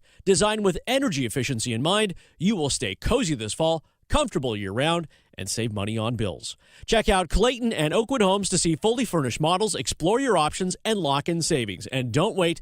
These homes are priced to move, and when they're gone, they're gone. The Red Tag Sale going on now at Clayton and Oakwood Homes locations and online at theredtagsale.com. Terms and conditions for the Red Tag Sales event at theredtagsale.com. Available only at participating Clayton Homes family of brands retailers through 12/31. Amount of savings may be limited. Ask for details. May not be available within certain financing. Lender restrictions apply. This is John Wall. The Salvation Army does so much for people right here in Wake County. Join me and 999 The Fan and showing them some love and support. Just for me, the Salvation Army is always dope. It gives opportunity for anybody, any situation to get support. I really got into it because my mom, before she passed, she was always doing so much she could to help the Salvation Army, cooking for them, doing anything to give back to them. So we always want to honor her and keep that going with my John Wall Family Foundation. The need in Wake County is real, and the Salvation Army is meeting it with real solutions. If you want to help, visit wakearmy.org. Hot summer days mean time on the water. Let Sound Station and Security make your time even better with our custom boat options. At Sound Station and Security, our Raleigh marine experts can help you for everything with your boat, from the perfect audio system to lights to video. We do it all custom, and we do it all from scratch. You're unique. Your boat should be too. Make sure everyone knows where the best party is this summer on the lake with Sound Station and Security. With 2 locations, downtown Smithfield and on Glenwood Avenue in Raleigh. Online at myhotsound.com. Hey, what do you say? John Forsland here from my friends at Buffalo Brothers. During hockey season, I'm bouncing from coast to coast like a puck on ice. But when I'm back in town, I always head to Buffalo Brothers for the best wings on the planet. And check this out. Now they have a new flavor, chili lime. You can't beat the great specials at all 5 Triangle locations, like half-price pizzas, Monday through Friday, 4:30 to 6. You can dine in or carry out. BuffBrothers.com. Aw, man, now I want wings. I'm attorney Brian Ritchie. Getting hurt in a car wreck comes with all kinds of stress and frustration. But when you call me, I'll be on top of all of it. So all you need to worry about is getting better. If you've been injured in a car wreck, I'm on top of it. Contact us at richielaw.com. Broadcasting live from the Lenovo Studios. WCMC HD1 Holly Springs. 99.9 The Fan. The Triangle Sports Leader. This hour of the drive is brought to you by Howard Hanna Allent Tate. Whether you're buying or selling, you want the best real estate agent. Howard Hanna Allent Tate is Carolina's #1 real estate company for a reason. Call a Howard Hanna Allent Tate agent today. It's 6 o'clock. Time to shift into overdrive. All highlights, no filler.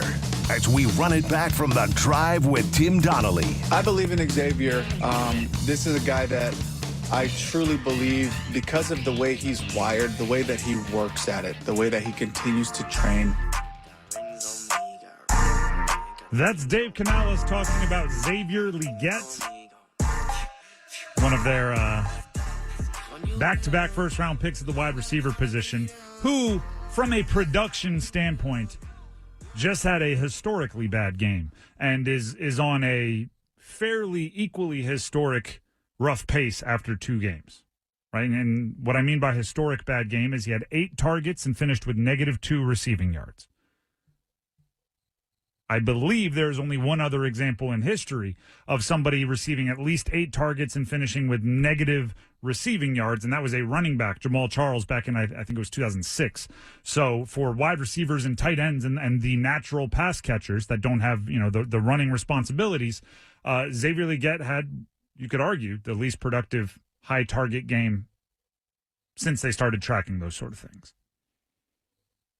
Dave Canales, you just heard, believes in Xavier Legette. For the rest he had some opportunities. Well, sorry, I was just going to say, for the rest of that explanation from Canales, here it is.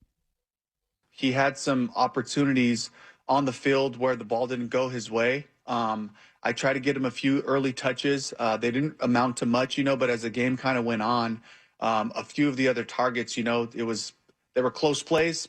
He didn't make them, but I think it's a matter of just finding opportunities. I believe in him. I believe that, he's approached this the right way and just continues to work. So I'm going to continue to encourage him and be in his corner and push him to, keep striving for that and keep working on his chemistry with Bryce, because he's got the talent, and I think at times he can be hard on himself, and he can be really critical of himself. And I want him to make sure that he knows he's supported, that, we got to play ball. Let's go, and there's that balance of pushing him, and there's that balance of also saying, you got this, remember who you are. Now, I want to remind everybody something that I would remind my coaches if I were a GM or if I were a media professional in any professional sport. I would remind my coaches of this every time they step to talk to the media. They are not under oath at the podium. When he says they had plays that were close, I don't know what he's talking about. I've watched every target of Xavier Legette in Game 2 multiple times. There were, I mean, maybe technically the ball got close to his physical person, but there were 2 drops where he was blanket covered, absolutely no chance of